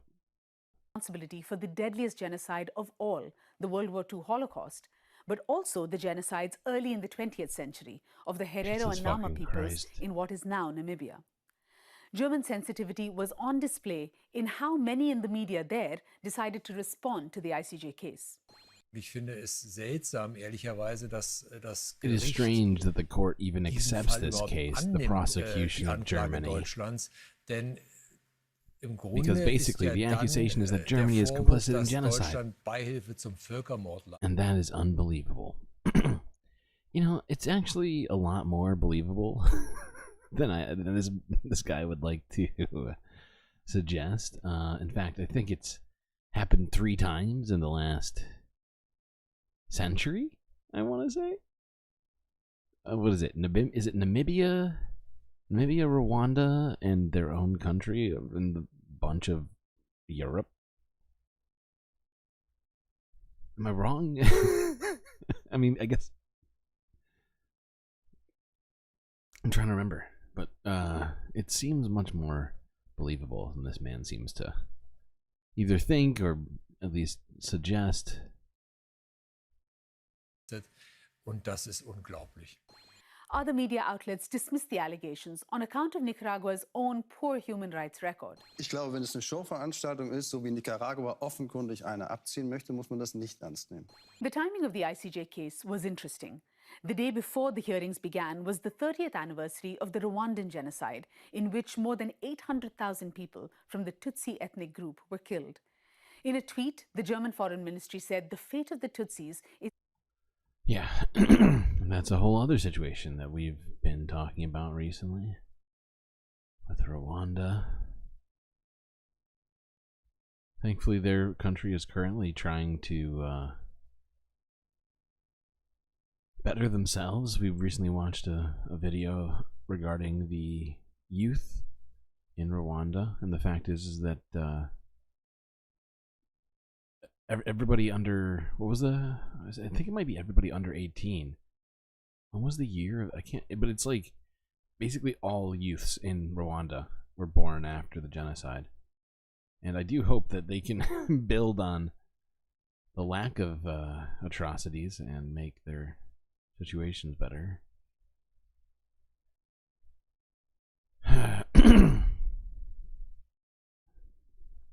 Oh my god. Wow, Tootsie Roll jokes? Really? Really, chat? What's next? Okay. Oh, actually, there's more to this I wanted to watch. Regarding Ukraine. Let's watch this. Attacks on journalism in Ukraine. Is this your surname? I can't see what you're showing. Look at it. I don't want to talk to you. This is the kind of journalism Ukrainian reporters at investigative outlet Bihus Info do. They keep a close eye on the country's rich and powerful.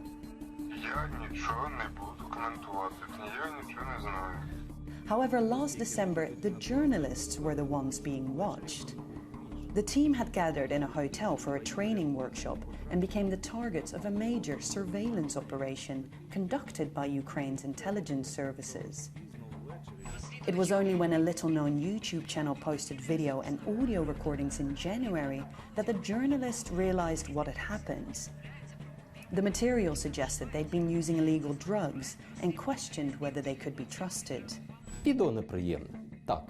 Але давайте відверто. Якщо was воно і unpleasant, but let's несе be honest, чомусь it exposed the threat загрозу, to no one's то personal хіба що health здоров'ю учасників, аж ніяк and не not the українській statehood of державності. Ukraine. The incident prompted Bihus to launch its own investigation into how and why this surveillance was carried out. Вони все зробили. They've done everything out in the open, leaving an incredible amount of evidence on the hotel's CCTV. Overall, there were 30 people involved in this operation. Why are you so mad at the Oklahoma City Thunder right now, Disco? I don't understand. We arrived, they came to install their gadgets, rented the cottages, installed surveillance, even in the sauna. Yo! Так точно. A week later, they came back to remove it all. So it was... Actually, now that I think about it, are Franz and Mo Wagner on the Thunder? Aren't they on Orlando? Now I can't even think. I can't switch from NBA to that quickly. A massive operation by the security services. It's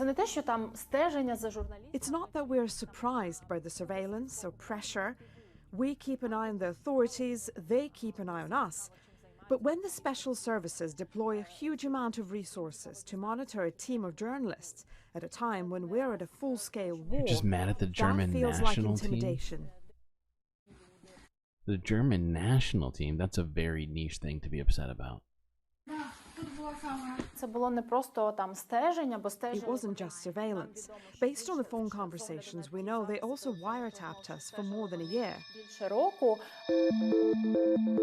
The story triggered an uproar within the journalistic community in Ukraine. But the targeting of Bihus wasn't an isolated event. Other journalists have been harassed both on and offline. Okay. Anyway, just wanted to point out that there's a lot of fucked up stuff happening with technology these days. Okay, what's next? Alright, now actually on to the current situation that's been happening, or is currently happening regarding the Middle East. Now it's the whole Middle East. Oh, remember when we were talking about how it was like just a potential for an entire regional conflict? Well, that seems to be pretty much over. Let's watch this footage of the what's it called? The tanker that was taken over by Iranian forces from a day ago. This is on Guardian News.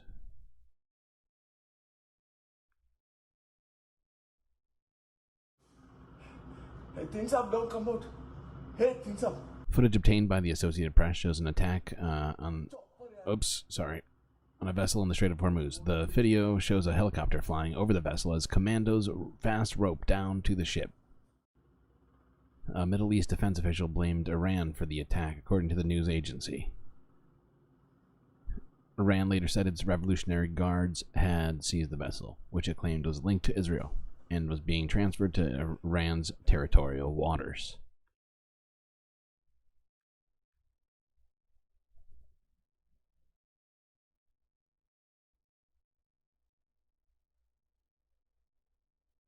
They cooked us? Oh, okay. I missed that game, but a little busy over here. A little busy.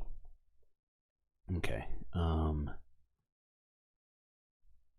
Just to get us caught up, we're gonna watch a couple more videos like that are from like a day ago, where it's just different footage and or commentary about the stuff that happened, about the Iran attacks.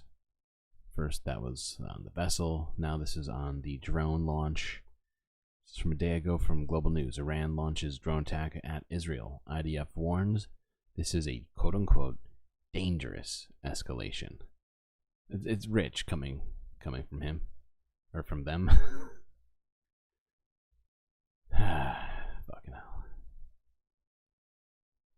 The Israeli military says Iran has launched a number of drones towards Israel.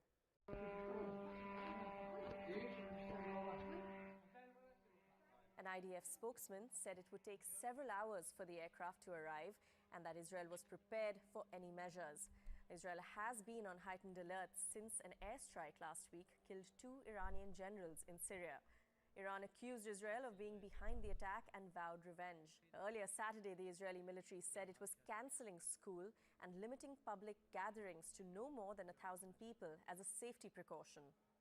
Iran has launched a direct attack from Iranian soil towards the state of Israel. We are closely monitoring Iranian killer drones that are en route to Israel sent by Iran.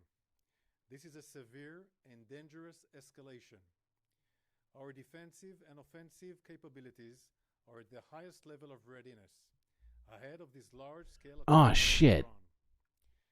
How did I not notice that? We've been doing this. We went through that whole thing at like 1/3 volume. Thank you, Mo. Thank you. How did nobody else notice this?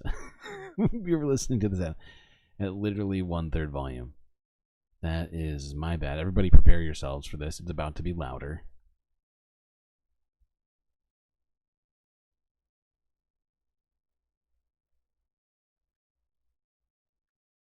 Together with our partners, the Israel Defense Forces is operating at full force to defend the state of Israel and the people of Israel. This is a mission that we are determined and ready to fulfill. אזרחי ישראל, בשנים האחרונות, וביתר שאת בשבועות האחרונים, ישראל... I just realized that I'm not even reading it for you. I'm sorry. That's on my bad. That's on me, chat. Israel has been preparing for a direct attack by Iran. נערכת לאפשרות של תקיפה ישירה מאיראן. מערכות ההגנה שלנו פרוסות. אנחנו ערוכים לכל תרחיש. הן בהגנה והן בהתקפה. מדינת ישראל חזקה, צה"ל חזק, הציבור חזק. קבעתי עיקרון ברור. מי שפוגע בנו, whoever harms us, we will harm them. אנחנו נגן על... What about people who you harmed first? What about those people? How does that work?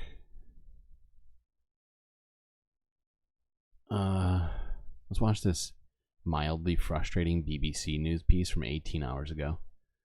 Entitled, Israel says it's shot down 300 Iranian drones and missiles with US help. Now the title itself isn't frustrating, it's just some of the framing in this. It goes for like 15 minutes. We're not going to watch the whole thing, but you know, it's the BBC. Welcome to Jerusalem, as a new chapter is now being written in the turbulent history of the Middle East. After decades of shadow wars and covert operations, Iran and Israel, longtime arch enemies, are now in direct confrontation. In the early hours of the morning here in this region, Iran launched hundreds of drones and missiles over Israeli territory. Israel, backed by its allies, said almost all of the projectiles were shot down. It says the attack was foiled. And this morning, Israel is still on high alert, and the Israeli army says it is now weighing its response. Is it just me, or does she sound like super scared? like really scared. And like, I think I've heard her talk before. I don't feel like she was usually talking like this. What is that voice? That's a great question, Disco. Let's just look at this video of the events throughout the night here in Jerusalem and across Israel. What you hear is the air raid sirens in Jerusalem and many other cities. What you see on the screen is Israel's air defense system, the Iron Dome, in operation. Flashes in the Jerusalem sky as drones and missiles are shot down. A coalition of Israel's allies, including the United States and the United Kingdom, helped shoot down some of the Iranian projectiles before they reached Israeli territory. This is footage of the intercepts happening over neighboring Jordan. And this is another video which shows the intercepts in the skies over Damascus in Syria, and you can see there the objects being hit in the sky. And two, a reminder of just how regional this crisis is. In Iraq as well, more drones and missiles were intercepted. As they traveled, some of them, the drones taking... All right, we're going to move past this lady's accent because she's kind of killing me right now. Although I think, I'm trying to remember how much, I think she's in here a bunch. But some stuff is said in here that I think we need to listen to. Just hold on. Where is it? Oh, yeah, here, right around here. Yeah. Go ahead. Come on. Make my day.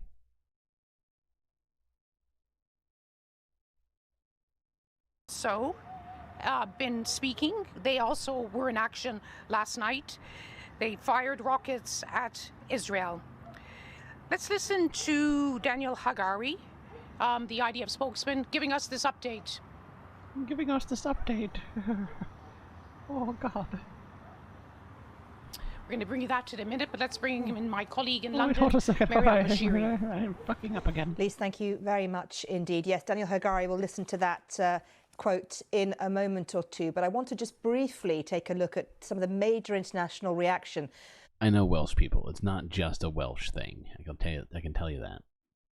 President Biden rushed to the Situation Room in Washington to keep across developments. The White House published a photo from the Situation Room on X. You can see here the president surrounded by some of his top security officials, Defense Secretary Lloyd Austin, Secretary of State Antony Blinken, among others. Well, President Biden has spoken over the phone with the Israeli PM, Benjamin Netanyahu, to say he condemns the attacks in the strongest possible terms. Well, in a statement, President Biden said, "I've just spoken with Prime Minister Netanyahu to reaffirm America's ironclad commitment to the security." I'm gonna hear that again. Who said that? With the Israeli PM, Benjamin, others.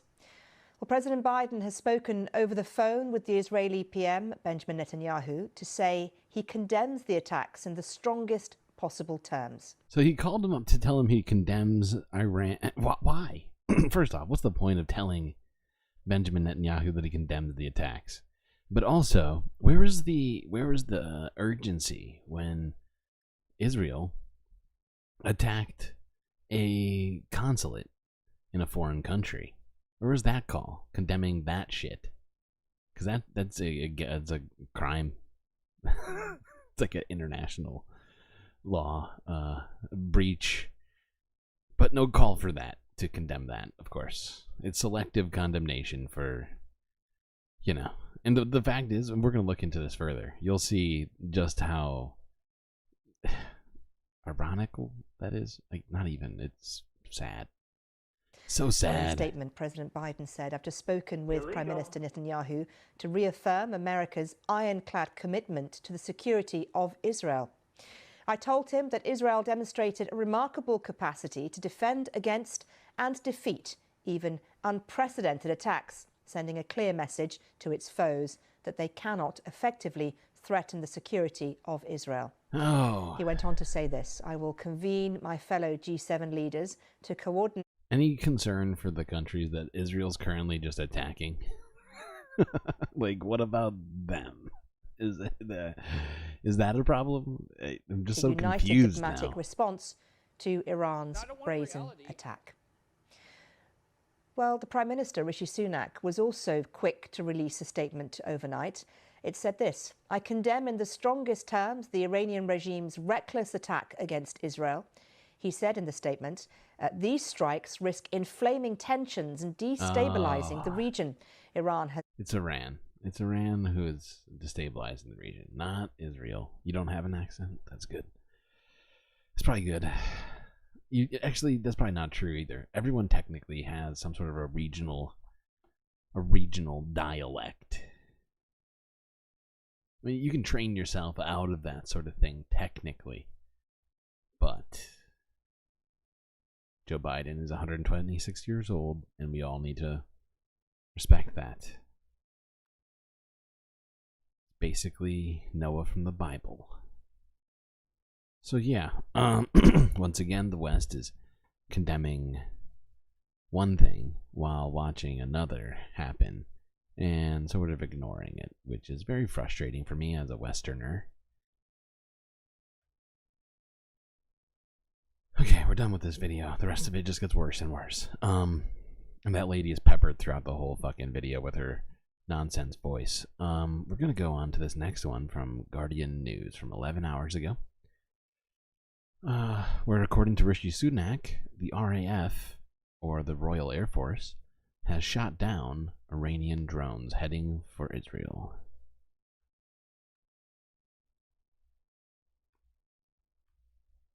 Iran launched a barrage of missiles and attack drones across the Middle East towards Israel. This was a dangerous and unnecessary escalation, which I've condemned in the strongest terms. Thanks to an international coordinated effort which the United Kingdom participated in, almost all of these missiles were intercepted, saving lives not just in Israel but in neighbouring countries like Jordan as well. The RAF sent additional planes to the region as part of our existing operations to counter Daesh in Iraq and Syria. I can confirm that our planes did shoot down a number of Iranian attack drones. I don't want to pay tribute to the bravery and professionalism of our pilots flying into the face of danger to protect civilians. Uh-huh. Okay.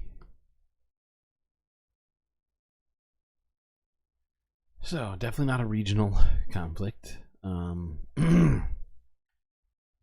Spilling over into other places at all.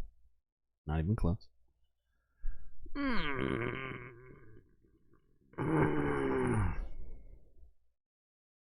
Where's who looking? He's clearly not looking at the Guardian. There must have been somebody more important there. Maybe BBC. But the Guardian there, he's like, fuck you. Fuck you, Guardian. Which is fair, probably. Associated Press, 9 hours ago. Both sides tried to claim victory after Iranian aerial attack on Israel. AP explains. Oh, thank God we have the AP to explain it for us in this minute-long piece. An unprecedented Iranian aerial assault on Israel has come to an end, but tensions between these two bitter enemies remains high. Israel says that overnight, Iran launched over 300 missiles and attack drones toward Israel. It says the vast majority, about 99%, were intercepted, and those that did get through caused only minor damage and one casualty, injuring a young girl. Both sides are trying to claim victory. Israel is pleased with the performance of its air defense systems. It also says it's happy with the international support and the criticism it's seeing against Iran. Both the U.S. and Britain have both confirmed that their forces helped intercept incoming drones over international skies. Iran, meanwhile, says that this was a powerful response to an Israeli attack. It has accused Israel of assassinating 2 Iranian generals in Syria earlier this month. It was compelled to respond. It is also warning Israel against any retaliation. It says this was just a small part of what it's capable of doing. Okay.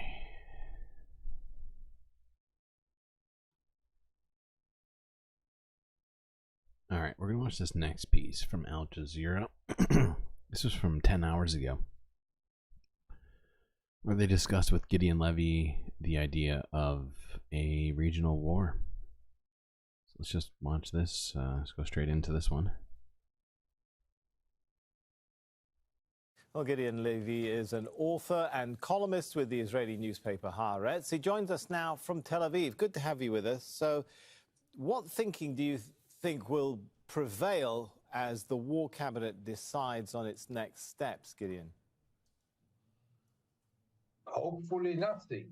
You see, Sami, if Israel is going to launch now an attack on Iran, we are facing a regional war.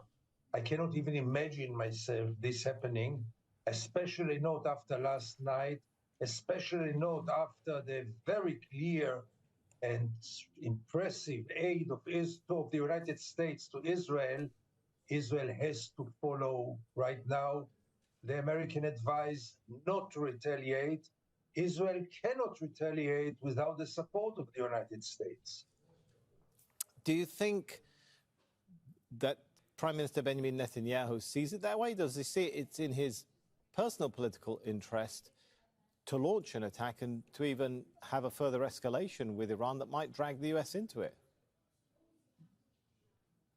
Until now, we didn't hear him saying anything, which is a good sign.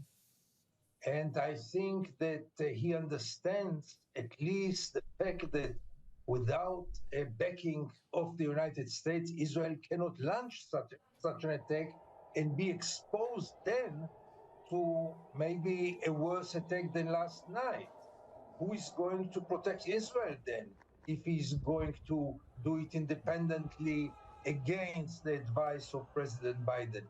So as long as logic prevails, and I hope it is still the case, Israel does not have an option to retaliate and shouldn't. No, I hope to be as optimistic as Gideon Levy in this moment. And he's usually not very optimistic, so I find it odd almost in this moment. But that's one thing that I was worrying about before this guy even ever asked the question. I heard him ask it. Was because of the fact that America, and you got Britain now, also getting involved, shooting down drones and missiles. How much more will it take for America to be genuinely involved in this? And that is not. I hate even trying to come up with the figures from that calculation. It's very much the opposite of what I want. By the way, the retaliation was yesterday. The fact that Iran couldn't penetrate the defensive system of Israel is enough of a revenge. Just listening to what you're saying, has what happened last night highlighted Israel's dependence on the US and its Western allies? Many of the missiles and drones, we're told, were shot down by Israel's allies before they entered Israeli airspace. Yes and no, Sami. Yes, you are right. Part of the missiles were launched were stopped by the allies. But by the end of the day, it was also orchestrated by the Israeli Air Force. The Israeli Air Force, the technology, the systems, part of them are Israeli made. And I wouldn't underestimate the capability of Israel yesterday. Would Ukraine had the same system and allies like Israel, Ukraine would have been in a different place today. Mm-hmm. Although most of the Iranian rockets and drones, it seems, were intercepted, is there a strategic turning point that has happened here in that, for the first time, you have an attack being launched from Iran on Israel, and Israel losing the concept of deterrence with Iran? Yes, on one hand, we lost the deterrence on Iran. On the other hand, we gained a very efficient defense system. For years, Israel was frightened from this day, the day that Iran will attack Israel. And here comes this day, or if to be more precise, the night, and nothing happens. That's also a lesson for Israel. I don't think it's a guarantee for the future, by the way. We shouldn't be sure that it will be always like this, and we will always have the same allies with the I same thought you were going to be devotion. optimistic. But yesterday, on one hand, Israel lost the deterrence. On the other hand, it gained the reputation of a very, very good defensive system. Okay, thanks so much. Good. Okay. Well, I just thought we should watch that for some perspective on this whole situation. Gideon Levy does happen to be one of the most, knowledgeable people on this subject that are in the media landscape.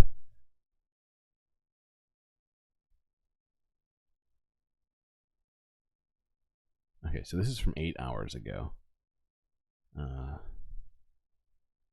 Guardian News. Iran warns that it could strike again after first ever direct attack on Israel.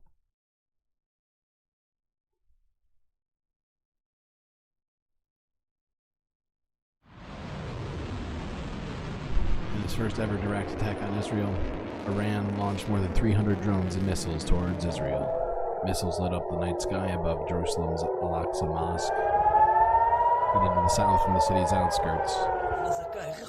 Missiles were filmed being intercepted from near the Knesset. Israel claimed to have stopped about almost all missiles with the help of Western allies. The Iranian threat met with our aerial and technological support together with a strong fighting coalition that together intercepted most of the threats. We intercepted 99% of the threats launched towards Israel's territory. This is a very significant strategic achievement. The Israeli army released footage, it said, showed the fighter intercepted unmanned aerial vehicles and cruise missiles. Tehran said it was responding to a strike on an Iranian consulate in Syria and warned it would strike again with greater force if Israel or the U.S. retaliate. And from now on, if the Zionist regime attacks our interests, our properties, our personalities, and our citizens, we will retaliate against them. From the Islamic Republic of Iran. Rocket parts landed in southern Israel. Rockets fell, and many rockets approached. We took the kids, we took them all to the shelters in Arad. The Israeli War Cabinet has been meeting to discuss its response, saying it would be in the manner and at the time of their choosing. World leaders urged restraint. Hold on, I'll be right back. Oops.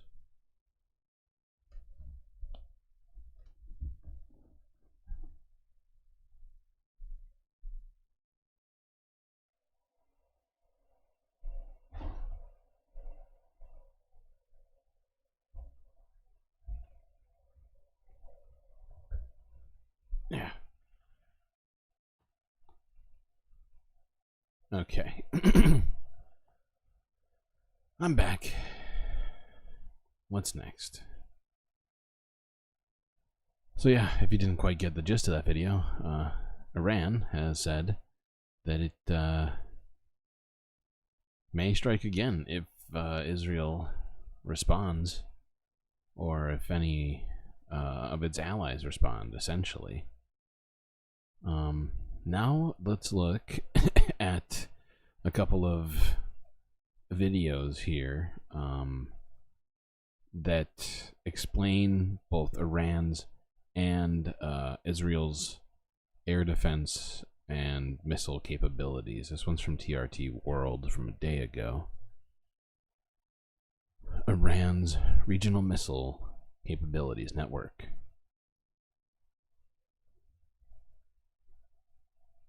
Guard, train and arm a diverse array of armed groups in the Middle East.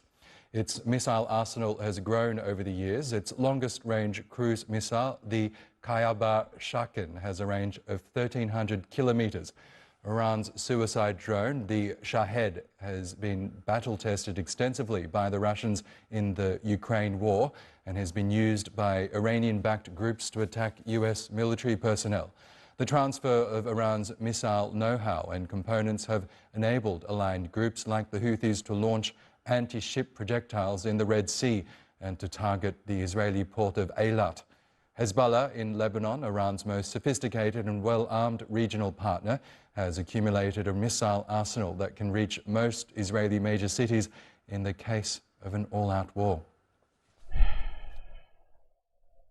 And then we're just going to go straight to this one. This is discussing Israel's defense Iran systems. attacked Israel last night with some 330 cruise missiles, drones, and ballistic missiles. Now, in terms of flight times, the ballistic missile is only going to take less than 5 minutes to be able to get to Israel. But the cruise missiles being launched here are going to take between 1 and 2 hours in flight time.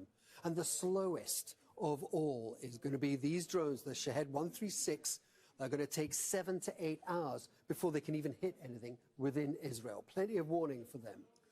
And Israel used this equipment to be able to shoot down most of these. So what we have here at the lowest level, we have Iron Dome and the fighter jets that are going to take out the drones and some of the more basic cruise. AC, you're getting ahead of me, pal. I have plans for this. Just messing with you. But yeah, you are right about that. Missiles. And in the middle, we have David's Sling that's going to be taking out some of the more advanced stuff. It's on the level of the Patriot missile battery, so fairly complex, fairly capable. And then, but the most modern, the newest, is Arrow 3. Just come online in November of last year when it attacked and destroyed a Houthi missile. This is going to be intercepting the most powerful of Iran's missile inventory. And between all these four things, they managed to shoot down 90+% of Iran's missile and drone inventory. Make sure to subscribe to. Okay. Moving along. We're going to look quickly at the West Bank, where 2 Palestinians were killed in an Israeli settler attack. This is from 10 hours ago.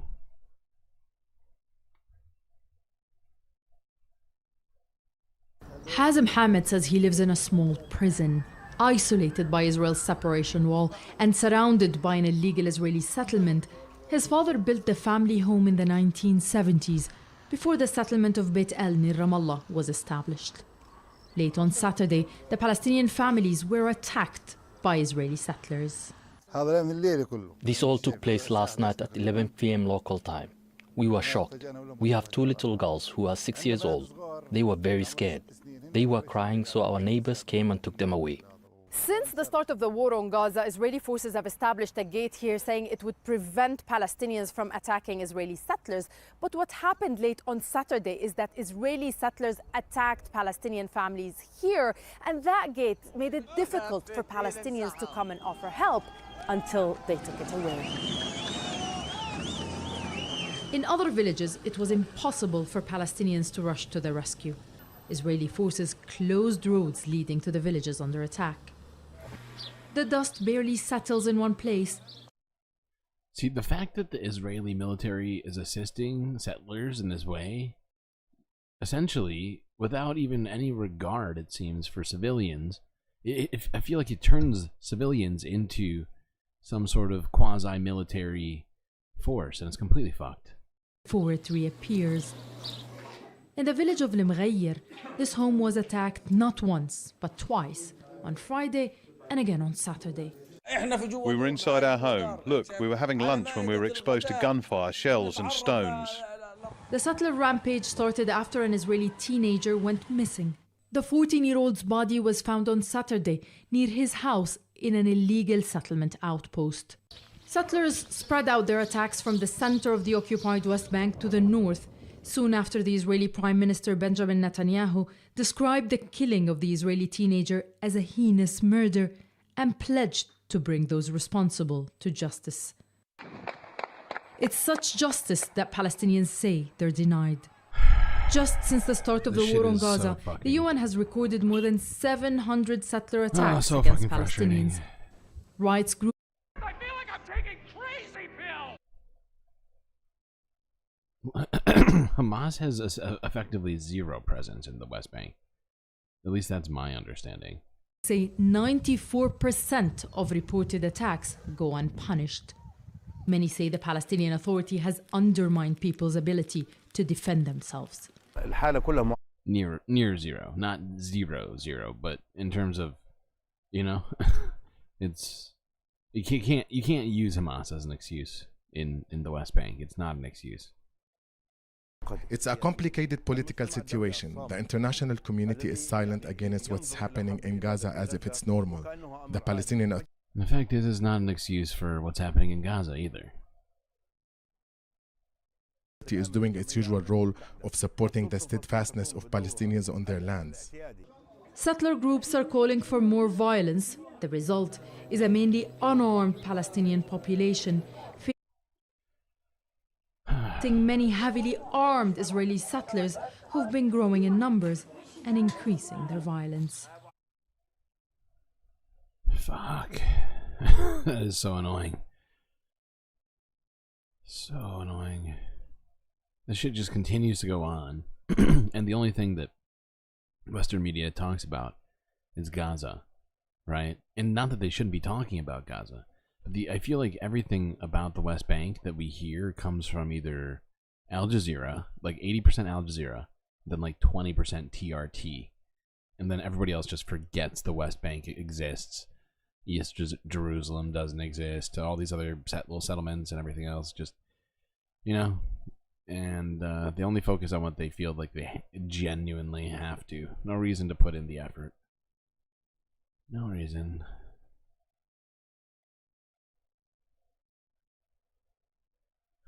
Don't start using American quotes. Well-regulated militia. Fuck off. Get rid of the Second Amendment.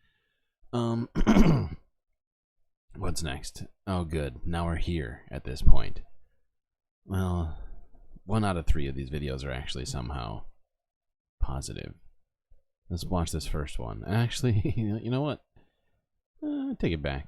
Depends on how you want to read this. I'm not gonna qualify this for you, chat. You do that yourself.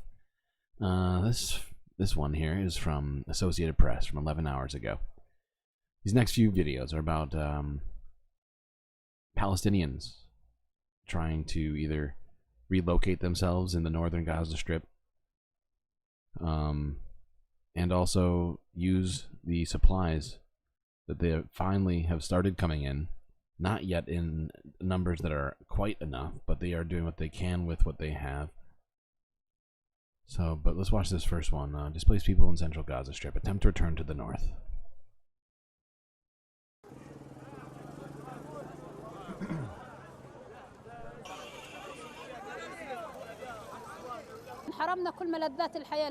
We are deprived of all the pleasures of life.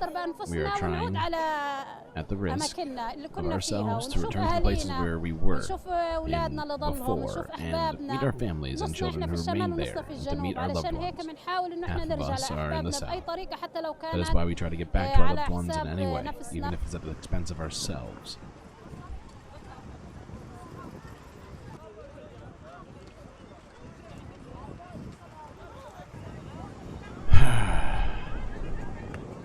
This looks like some shit out of, like, a movie. Some, like, science fiction. I feel like I'm...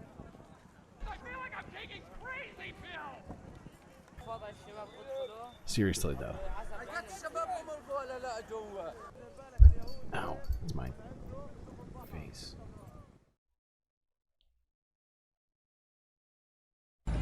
Hundreds of people leaving central Gaza trying to reach their home. Okay. This is more footage, actually, of the same thing, but from Al Jazeera. Figured we would just watch this mass exodus from the south back to the north that's currently happening. In the north. Since the Traveling Israeli through troops El pulled Rashid back. Street that runs the length of Gaza's coastline. But their journey is cut short by an Israeli strike. Many Palestinians had heard that the Israeli military was allowing safe passage. See, this is why we watched both, right? Because of this sort of footage. In the Associated Press footage, these came out at the exact same time, almost. They could have included this footage somehow, right? They could have, I'm sure, spent a couple dollars to pay whoever just as Al Jazeera did, and shown the entire story, where Israel is attacking civilians who are trying to return to the north.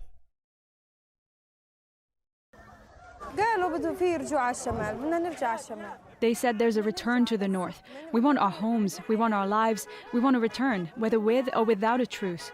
And we want to return. Enough. Israel denies offering people access to travel, instead claiming it warned people against moving north and saying the area is still a war zone, as it has been since the war began on 7th October. But conditions for the 1.9 million displaced people in central and southern Gaza, that's 80% of the population, are so difficult many cannot bear to remain where they are. Life here is very miserable. The necessities of life are non-existent. At risk to ourselves, we are trying to return to the places we were in before and meet our families, children, and loved ones who remain there. Thousands of people are in overcrowded UNRWA shelters that were formerly schools, and many more are in tents and makeshift shelters, all with inadequate access to running water, food, and toilets. Fuck me. Why? Why does the situation have to continue to be made worse by Israel? It seems like they just completely refuse to let Palestinians survive and just live their lives. This shit is completely out of control. And the fact is, I'm not shocked that these people got a little food in them and decided to say go back, you know, and try and rebuild their lives. Like, they know just how bad. Some of them know. I'm assuming to what degree it's been destroyed, but the fact is, they all live in refugee camps in the streets and in. You know, it's just, yeah. Let the Palestinian people go back. All right, let's watch this one from 10 hours ago, where flour and other food supplies have become increasingly more available in northern Gaza. This is from Al Jazeera English.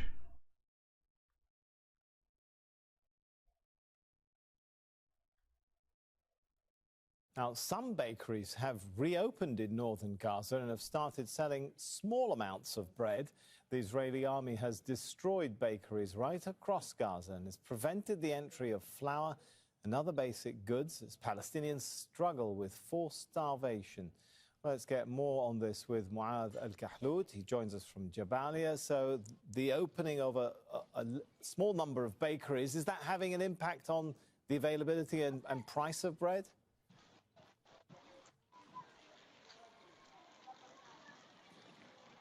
Yes, Sammy. The north of Gaza markets is witnessing a little recovery after the entering of a few amount of flour and food, and also supplies to the north of Gaza through Al-Rashid Street.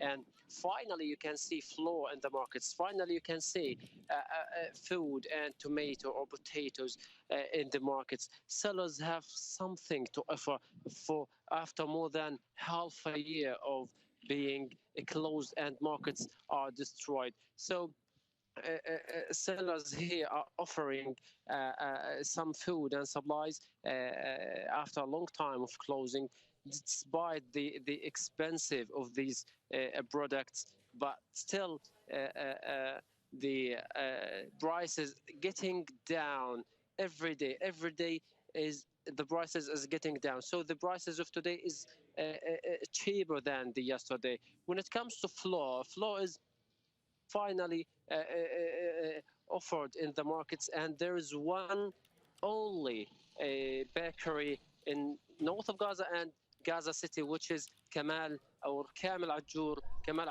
Bakery in the Gaza City, that provide bread for the people.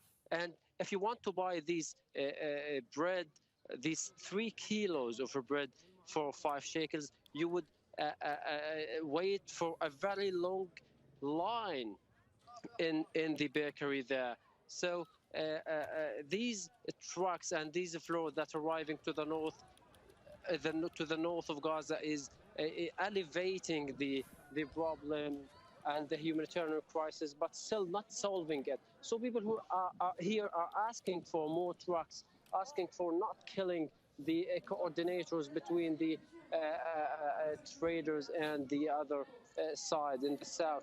People are asking for not bombing here and there. Yeah. Okay, يعني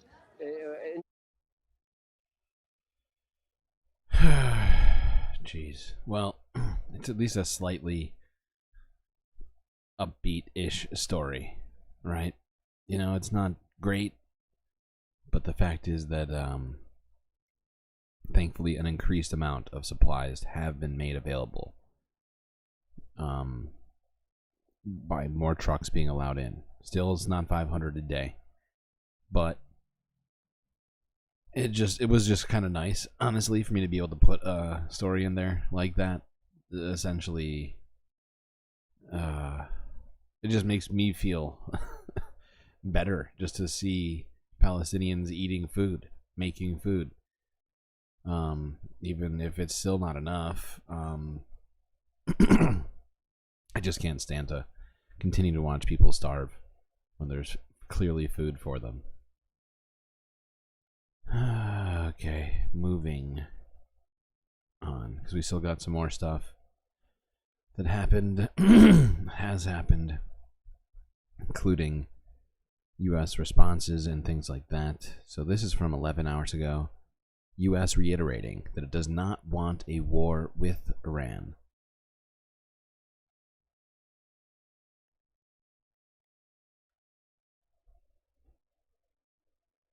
The US president has been meeting other G7 leaders to discuss a diplomatic response to Iran's attack. Joe Biden has also met his national security advisors. He reaffirmed what he calls America's ironclad commitment to Israel's security. Now, Iran is warning that any American threat that harms its interests will be met with a reciprocal response. We're now joined by our White House correspondent, Kimberly Halkett. Kimberly, so that's what the U.S. is saying public. Do we have an idea of what the U.S. line is to Israel right now as it ponders its next step? Yeah, well, we're learning more about that phone call that the U.S. president had with the Israeli Prime Minister Benjamin Netanyahu on Saturday. That phone call lasted about 25 minutes, and unnamed U.S. officials are now talking about what the message was that was conveyed. Overall, it is that the U.S. is not likely to, or rather has sent a rather clear message to Israel that it will not support any counterattack against Iran if Israel decides to launch one. Further, what the U.S. president has tried to convey to Israel is that essentially the fact that it was able to deflect, to shoot down virtually all of the missiles that were headed in its direction, as well as drones, is a victory in and of itself. The defense, a successful defense, is something to be celebrated, and there is no need to retaliate. The big fear among U.S. officials is the concern about Benjamin Netanyahu himself, the fact that he may be pulling the United States into a larger conflict, that he may be acting rashly, that he's doing this for political survival and without strategy. Okay, pausing that, moving to the next video. Just wanted to keep us up to date with the U.S. and other responses. Then this is much more recent. Okay, is that where we are now? Okay, this is from 5 hours ago. So basically 2 hours before the stream started. U.S. won't take part in Israeli retaliation. I'm sorry, no, U.S. will... Wait, where? U.S. will not take part in Israeli retaliation against Iran. That's even more specific. So let's listen to this. U.S. President Joe Biden and other leaders of the G7 nations condemned Iran's attack on Israel on Sunday, saying it risked provoking an uncontrollable regional escalation. A White House official said Biden warned Israeli Prime Minister Benjamin Netanyahu that the U.S. will not take part in a counteroffensive against Iran if Israel decides to retaliate after Iran launched an overnight barrage of missiles and drones on Israeli territory. Meanwhile, Netanyahu reconvened a war cabinet meeting in Tel Aviv to discuss a response to the drone and missile attack. Wait, what's that response to, BCAT? Apparently several... What? Oh, wait, is that a rocket? Is that... Wait, I'm so used to that being me. Is that me? I'm confused now. War Cabinet Minister Benny Gantz warned that Israel would, quote, exact the price from Iran in a fashion and timing that is right for us. Iran's armed forces chief said the operation was considered successful and, quote, deemed the matter concluded. But Iran warned Israel and the U.S. that a retaliation to its overnight attack would elicit a far These guys are bigger just response. fucking killing me, right? Like, I'm like literally banging my head with my fist right now. With these people like Benny Gantz. Oh, apparently you're talking about me smashing myself. And apparently I have to do it several times per stream. Yes, that does that does seem to be the number. Somewhere around 3. But yeah, no, these freaking, you know, all of these, yeah, no, yes, thank you. But somehow all these Israeli spokespeople, politicians, and otherwise are just continuing to say that's the most ridiculous things. The Israeli army released footage on Sunday that it said showed its fighter jets intercepting unmanned aerial vehicles and cruise missiles launched from Iran. The more than 300 missiles and drones, mostly launched from inside Iran, caused only modest damage in Israel, as most were shot down with the help of the US, the UK, and Jordan. An Air Force base in southern Israel was hit but continued to operate as normal, and a 7-year-old child was seriously hurt by shrapnel. There were no other reports of injuries or serious damage. Despite the minimal damage, Barbara Slavin, a distinguished Middle East fellow at the Stimson Center, called the attack on Israel a paradigm shift. The shadow war between Israel and Iran is now out in the open. Yeah. But given that, Iran did it in a very calibrated way, sending these slow drones, hours and hours flying from Iran to Israel, giving plenty of time for the Israelis and the United States and others. Some might say it was much more thoughtful than what Israel did in assassinating people across borders in a consulate. Prepare. I mean, even the Jordanians shot down a bunch of these drones as they went over Jordanian airspace. Thank God no one was killed. It doesn't appear that there was very much damage. So, okay, moving forward.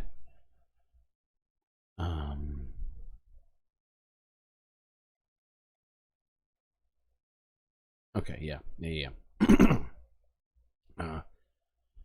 This is footage discussing how Israelis feel after the attack by Iran. This video is from 8 hours ago from Global News, entitled Israelis Unfazed After Tehran's Attack. Iranians say retaliation proves nation's strength. Oh, sorry, I gotta do this. Here back at home, the Biden administration said their support for Israel's security is ironclad. But behind the scenes, the president clearly working to avoid a full-scale war in the Middle East. CBS's Skylar Henry is at the White House with more on that. Skylar. Hey, Jerika, good evening to you. Well, President Biden spent Sunday making calls to both foreign leaders and members of Congress, stressing continued support for Israel. A U.S. official with direct knowledge of the conflict in Israel tells CBS News President Biden told Prime Minister Benjamin Netanyahu America will not participate in a retaliatory strike on Iran following Saturday's drone and missile attack. Shit, I just realized I The skipped administration one. says it will protect U.S. forces and troops in the region if they're threatened. They wanted to cause damage, no question about that. But they were utterly unsuccessful in doing so. Senior administration officials called Israel. John Kirby over here taking a victory lap. Like, do you not see the W? I'm John Kirby, okay? And these we did a great job. Dick. Alright, now we're gonna watch that. I don't know how this one snuck in. Well, I do know how. It was literally named the exact same thing as this other one. One was U.S. reiterating it does not want war. The other one was U.S. reiterates it won't take part in Israeli retaliation. So, whatever. Here's the one of Israelis on their opinions after Iran strikes. Hundreds of missiles, like going to Israel, coming to Israel, it's super scary. It was a very hard morning. But from the other hand, I think that nothing scares me anymore after October 7th. Like, I think going back to normal is something that is really needed. Also for my soul, I think that we need to be out there. We need to show them we're not scared. I'm just glad that nobody got hurt and that we have a good defense system in Israel, but it shouldn't be like that at all. Like, we shouldn't be living in fear. We shouldn't be attacked like that. It's weird, but I feel that it's part of the reality. It's not nice, but it has changed my life. It hasn't surprised me. Let's put it this way. It was very good, and the fact that Iran showed them that we were and are strong is great.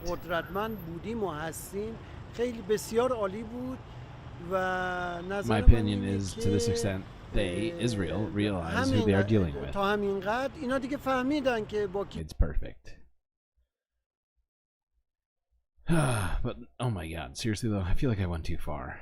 Because, like, some of the stuff that, like, these people are saying is so privileged. It's like, oh, really, honestly, no big deal. And I don't think I should have to be afraid. I should be able to drink Mai Tais and not be worried about stuff. It's like, yeah, but do you know what Palestinians are doing right now? Maybe you should be upset about that and then tell your government to stop doing that, to stop attacking everybody in the region, and then you will be safe. Magic. Fucking magic.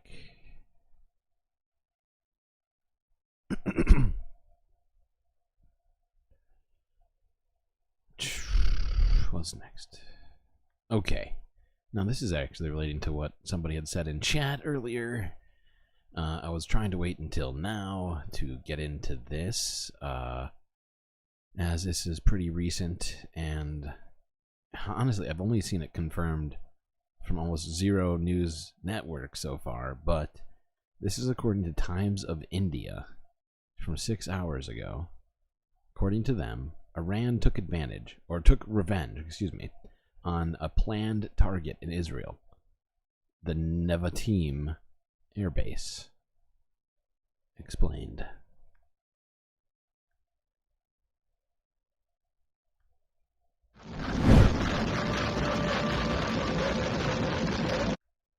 Fuck. I forgot how loud this is. Hold on a second. I gotta turn this shit down and also read. Okay. As Israel intercepted 300 missiles and 15 Iranian missiles hit Nevatim Air Base. The grammar in this is not great. Does not provide a lot of... Tel Aviv and satellite imaged confirmed serious damage to the airbase. In February, Iran simulated attacks on Nevatim Air Base. Why did Iran target Israel's Nevatim Air Base? Question mark.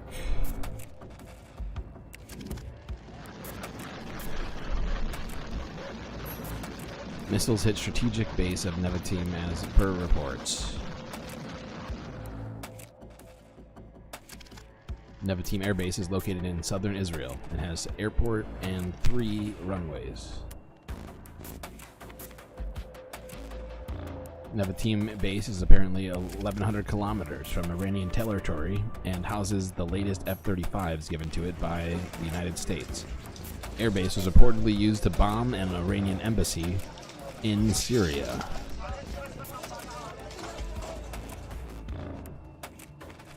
It was among primary targets of Iran's drone strikes, named Operation True Promise. Some damage has been reported, including at a military base in the south, according to the IDF. satellite images show significant damage to the airbase. Okay. That's about all we need of that. And once again, I've only seen it from a few different places, and not even like Al Jazeera yet, which should give us all some pause. I'm not sure if that's entirely accurate, but it does seem to make sense according to other things that I've kind of heard.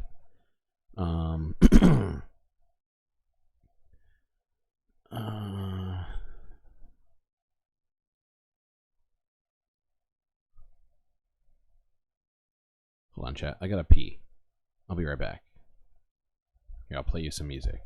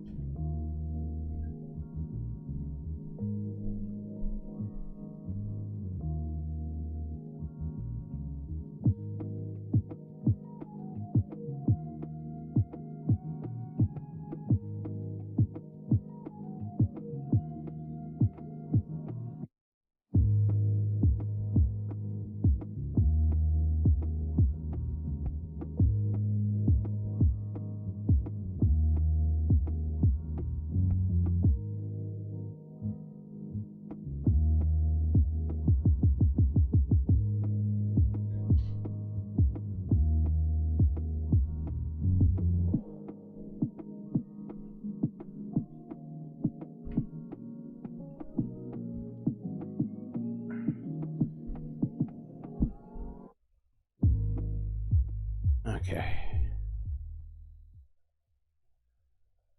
I'm back. What's this next one? Oh, this is our penultimate video here. And this was from like 3 hours before I started the stream. This is from CNN. Dramatic video shows outgoing Hezbollah rockets from Lebanon towards Israeli military.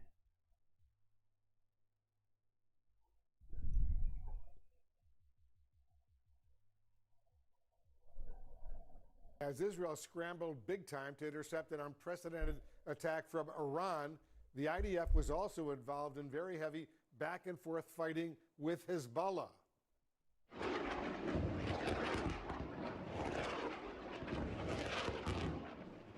The Iran-backed group launched a significant number of rockets from southern Lebanon into the Israeli-occupied Golan Heights area on the border with Syria early Sunday. Hezbollah, which has threatened to retaliate against Israel for the bombing of Iran's consulate in Damascus, issued a statement saying the attacks were in support of Palestinians in Gaza. And this comes after the IDF says it carried out airstrikes on Hezbollah targets inside Lebanon, including a large military complex run by Hezbollah. The stepped-up attacks raising concerns right now that the conflict could spread throughout the region. CNN's Ben Wiedemann is in Beirut for us. Ben, Hezbollah has now released another statement praising Iran's attack on Israel. So how might Israel respond? At the moment, Wolf, it doesn't appear that things are going to radically change on the border. Yeah, no kidding, because Israel's already been attacking Lebanon. We've been looking at videos of them attacking Lebanon for months. Between Israel and Lebanon. Now, today, I counted 7, possibly more Israeli strikes on Hezbollah targets, only 2 Hezbollah counterstrikes on Israeli targets. Really, I mean, the sort of the thing that could really change this situation is if Israel responds to the Iranian barrage of drones, cruise missiles, and ballistic missiles last night. We've heard from a source close to Hezbollah that if things escalate between Iran and Israel beyond last night, that certainly Hezbollah and other militias and proxies affiliated with Iran will basically dramatically escalate. But until that happens, I think we're going to see a continuation of this deadly, sometimes deadly, daily rather, and sometimes deadly exchanges between Hezbollah and Israel. Now, speaking to other sources here, they have indicated, however, that Israel in the long term does plan to try to take decisive action against Hezbollah. We've heard, for instance, that unlike in November last year when there was that brief truce between Israel and Gaza and Hamas, Hezbollah observed that truce, and so did Israel. So the border was quiet. The expectation is even if there is some sort of ceasefire in Gaza, the border here will not be quiet. Yeah. This guy is fucking struggling so bad right now. I was watching this on 2x, so I did not notice it when I first watched this, but now at regular volume, like not regular volume, at regular speed, this dude is throwing me the fuck off. I suspect it's going to heat up big time. Ben Wiedemann in Beirut, Lebanon for us. Ben, thank you very much. And our special coverage will continue right after a quick break. In a short time from now, the United Nations Security Council will hold an emergency meeting in New York. And it comes as we're learning that Iran told the U.S. through a private message that it's done with its retaliation against Israel. Let's bring in Robin Wright. She's a fellow over at the Woodrow Wilson International Center and a contributing writer at the New Yorker magazine. Robin, thanks very much for joining us. How do you read Iran's message that its retaliation is over? Well, the fact that it sent this message even as its attacks continued, its missiles and drones were still in the air, is a signal that it really wanted to have this one and done, at least short term. The danger at the moment is that Israel is playing the short term. It has military superiority. It can, whether it's eliminate Iran's arsenals, push back its allies in the region, or kill its military leaders. But it does. Okay, cool. I think we got enough out of that video. You have a whole 11% battery. That's impressive.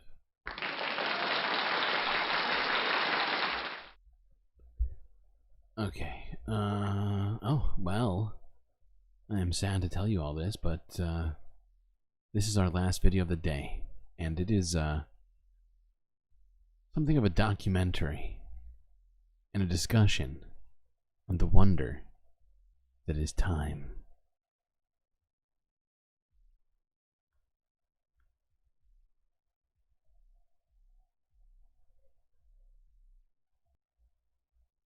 Okay.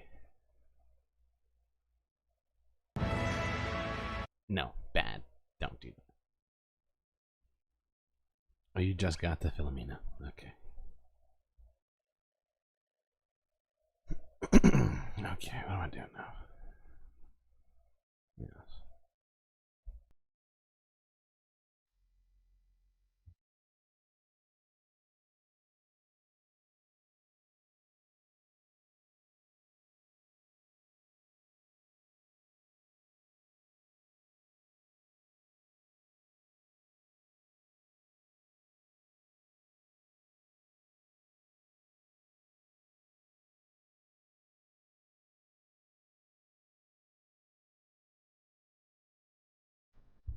Well, it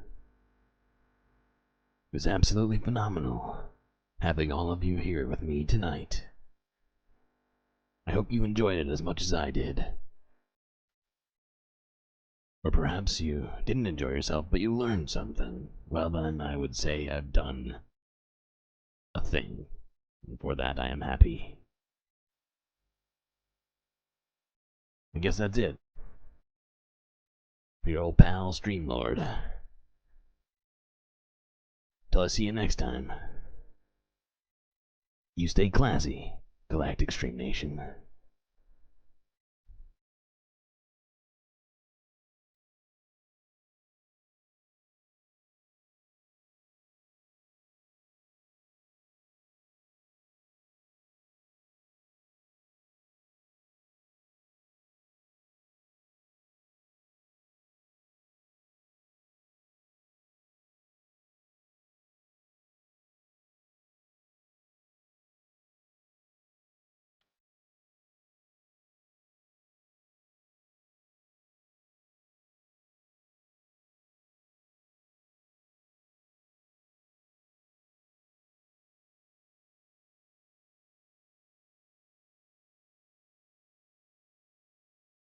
can't forget this.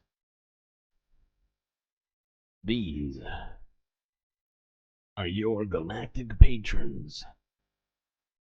Gabby, Goth Dogs, Aaron W, Robot Cat, Pitchfork Dragon, The Anti-Corporatist, and Vincent Morales. These individuals went to this link here in chat and made the correct decision in supporting me, Streamlord, here at the Galactic News Network. Can't be done without the contributions of folks like this.